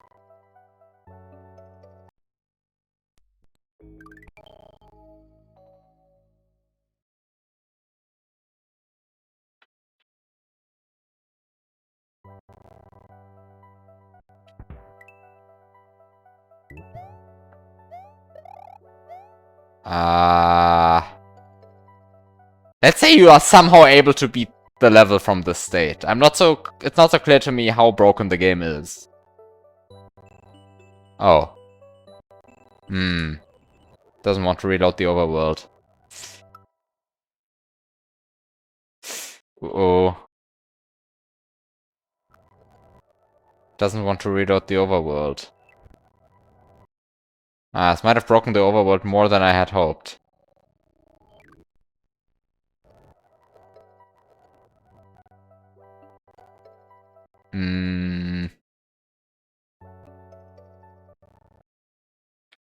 By the way, does the other, like, does this event also, like, stay roughly consistent?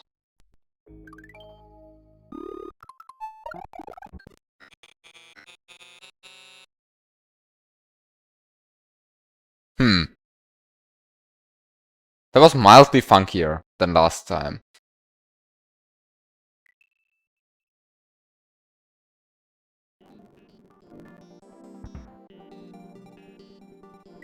I want to point out that it's remarkable to me that the soft... maybe that's not remarkable. Maybe the soft reset also resets the SPC and that's just normal. Probably that is just the case.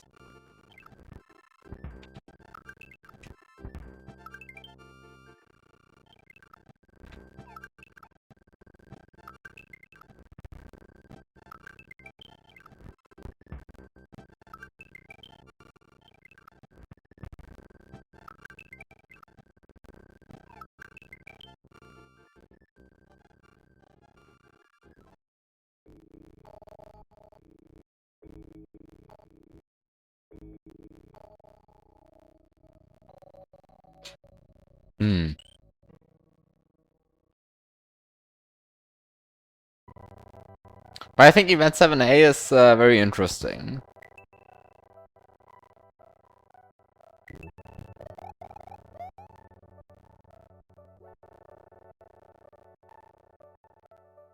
Let's just check this Event 7A again.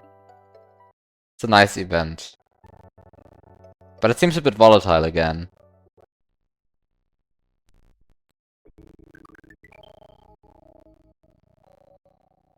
Huh.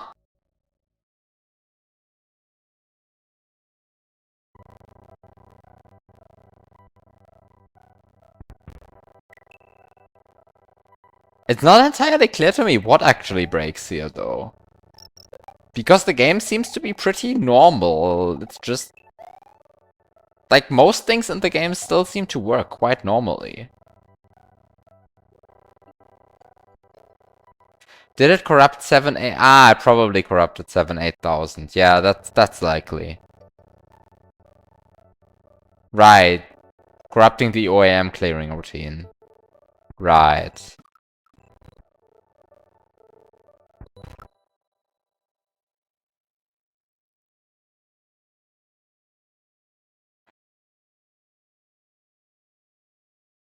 I'm impressed. That's stable except when it tries to load the overworld.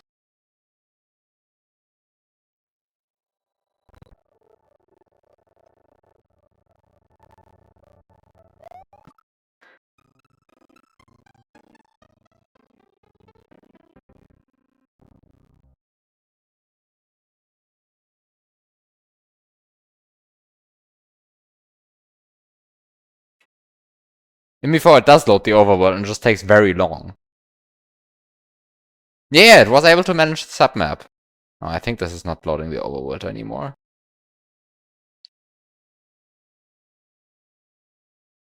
I think this is just dead.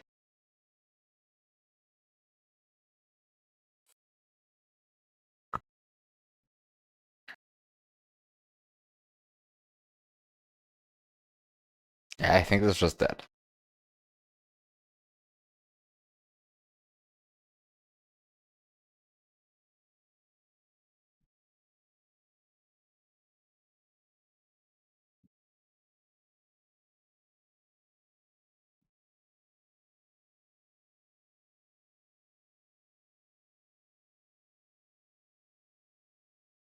Hmm.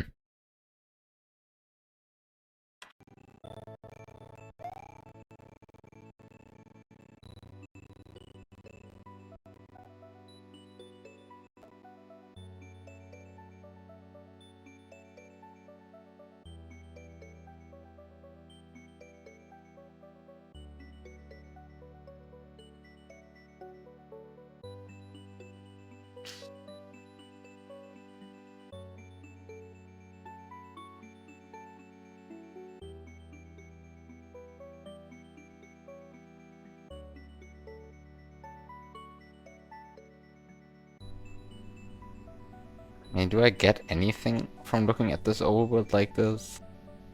I feel like I've looked at this overworld enough. I don't think the overworld, like, itself has any more secrets to hide.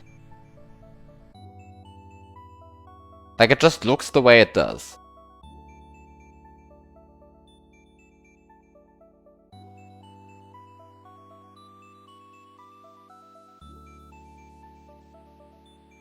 There's some mysterious stuff, like what is this red path doing here?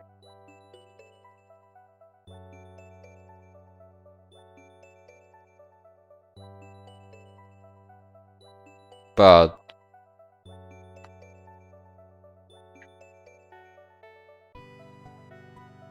in of itself, this overworld probably doesn't have anything more secret than that. I mean, I checked all of the events. The events are all the way they are.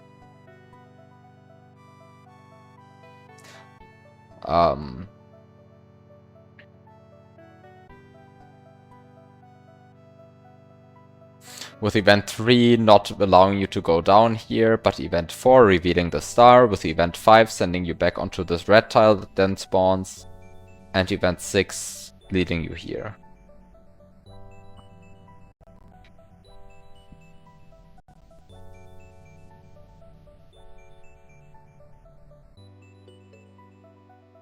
What is the point in all of this?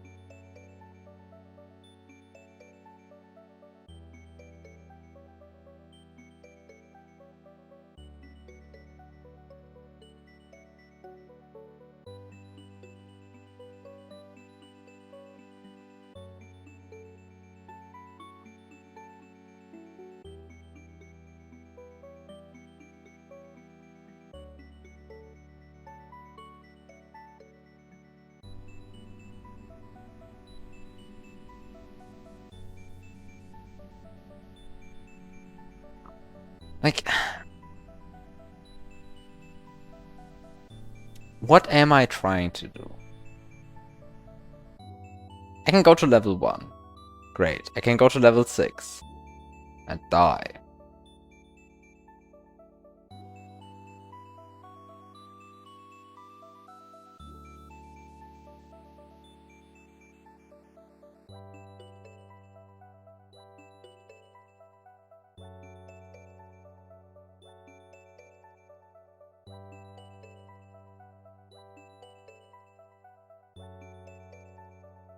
And I can go here and be sad. Can check what's below, underneath. Like, I can check what's underneath all of these tiles. But at the end of the day,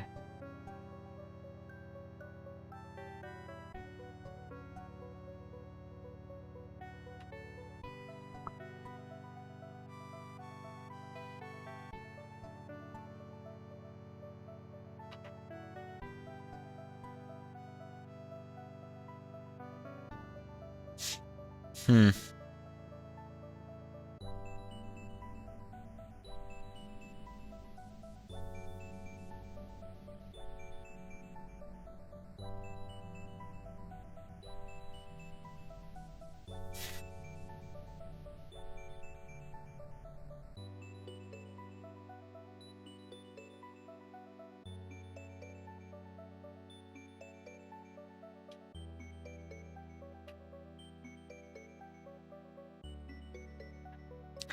There's like no surprise. Like, I press Ctrl F2 and there's just no surprise.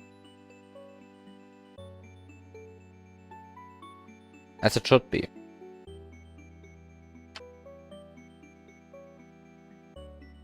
That's like no surprise.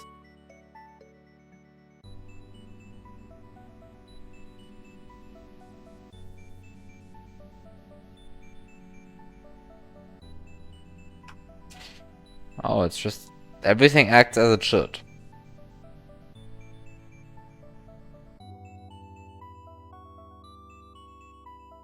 Then there is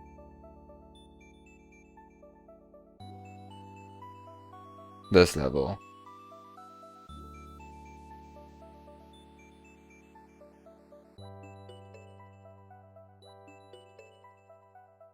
Which seems fine until you realize it isn't.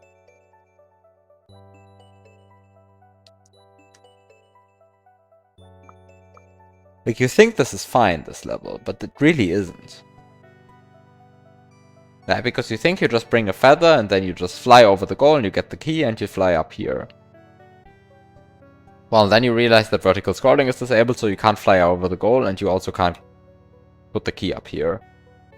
So you're just forced to collect this normal exit goal. And then you're sad.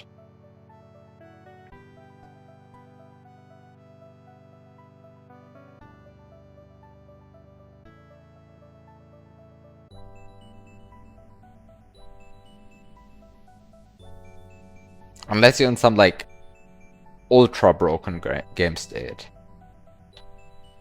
In which you can just somehow ignore the fact that there's a goal here. Despite you spawning here.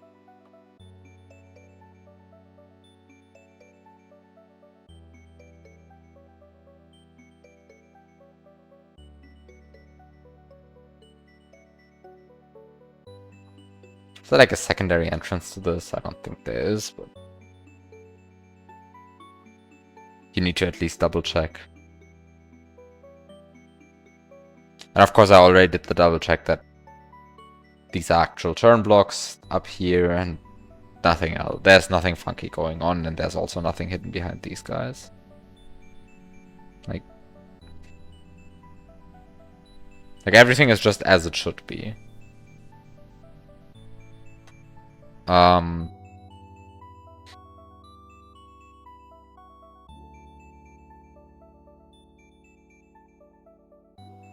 Which on the one hand is of course good. And on the other hand it's terrible. Because that means you look at this and you go like, yeah, what are you doing here? And of course you can collect the normal exit. Great, that's an exit. But then that normal exit brings you back to... well, to a red path. It makes you auto move and it makes you go into the red path, and then you are sad. And you're sad, and so you're sad.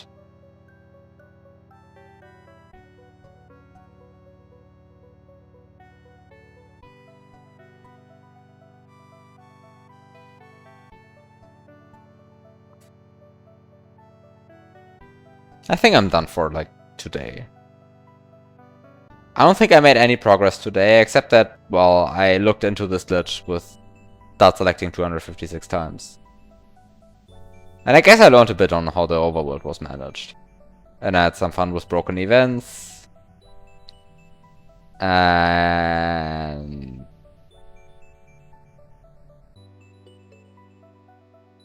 got a bit more desperate. But at the end of the day, it's not like I made any tangible progress once again, right? Like, somehow... I couldn't even tell you that I ruled out any option over the last 4 hours. Like, I sort of convinced myself that start selecting 256 times isn't terribly useful in this situation here.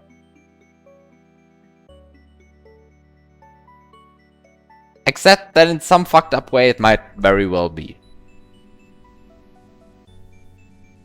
It probably isn't, but who knows? What do I know? I don't know anything. And that's the problem. So yeah.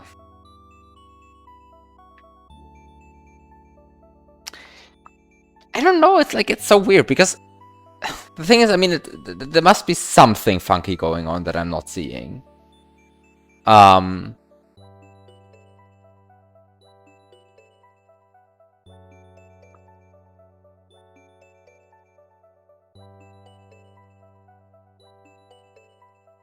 There must be something funky going on that I'm not seeing, but... The problem is that the funkiest thing that I can see that you could possibly do in this situation, right here, is corrupt the sprite data pointer. Right? That's some of the funkiest thing that you could possibly do in this situation here. But...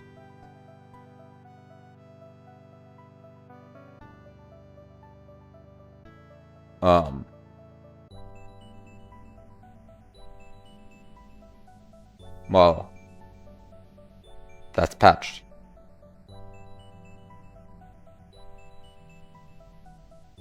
And because that's patched, you kind of don't gain anything from it. I saw one thing though.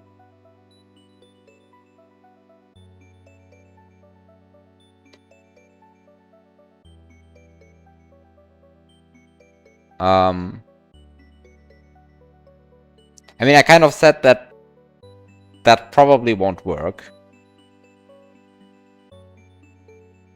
But, I mean, probably won't work. I said that you couldn't do that. But I saw that the sprite memory setting from header is... That is the sprite memory setting, right? I mean, so... 1692 is right after the tweaker byte tables. So if you somehow manage to corrupt that, what actually happens then? Like, how badly does the game break if you break 1692? Like, let's say I make up a sprite header that doesn't exist.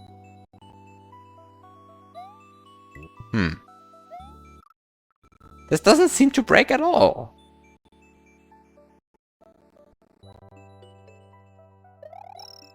This seems pretty tame, honestly.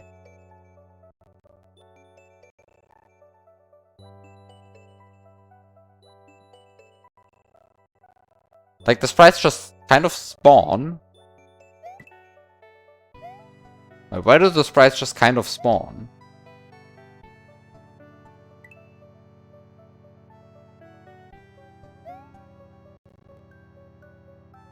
I mean, I guess they only spawn in slots 1 and 0. I guess that's like mildly broken.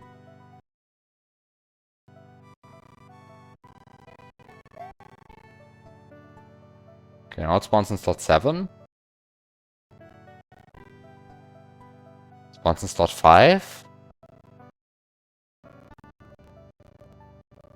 Spawns in slot 9. All of this seems very tame. Spawns in slot 0. Okay, so there's a sprite header in which sprites can only spawn in sprite slot 0. That's pretty good. Ah, finally!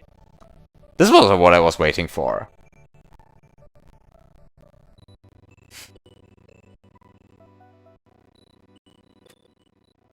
Finally, something breaks the game.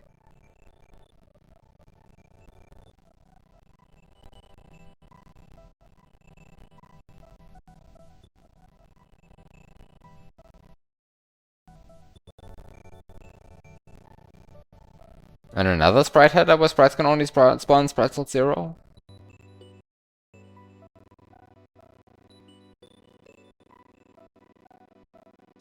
That's remarkable how stable most of these are. Like, most of them are just kind of boring. They just don't allow sprites to spawn in very many slots.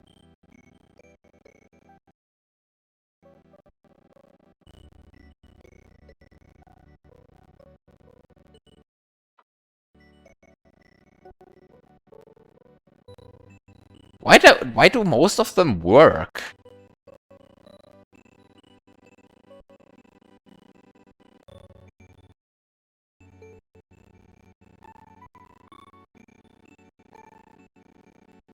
Wait, why do most of them work? And then some of them just crash in a very boring way. I mean, I guess it's not so boring. The game mode changed. So I guess that's just secretly a very spectacular crash behind the scenes.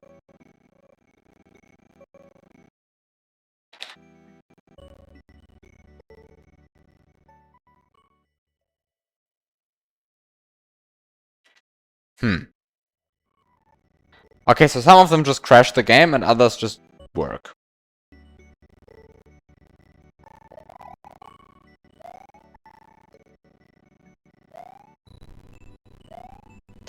Okay, anyway, so corrupting that doesn't seem to lead anywhere particularly exciting, I think.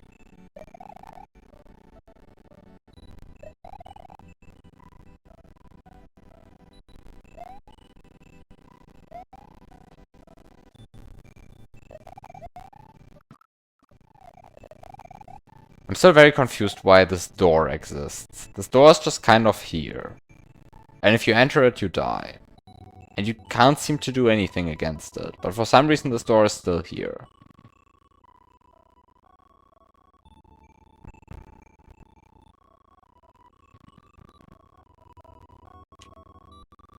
And I guess that's somehow the key confusing part about this hack. That there's just a lot of stuff and most of it seems completely useless. And I'm wondering if that is because it is useless. And it's just kind of there. Or if all of this actually has some meaning. And I just don't understand.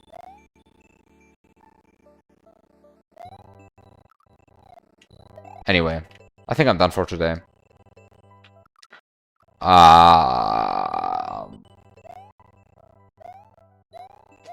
I'm just still kind of stuck.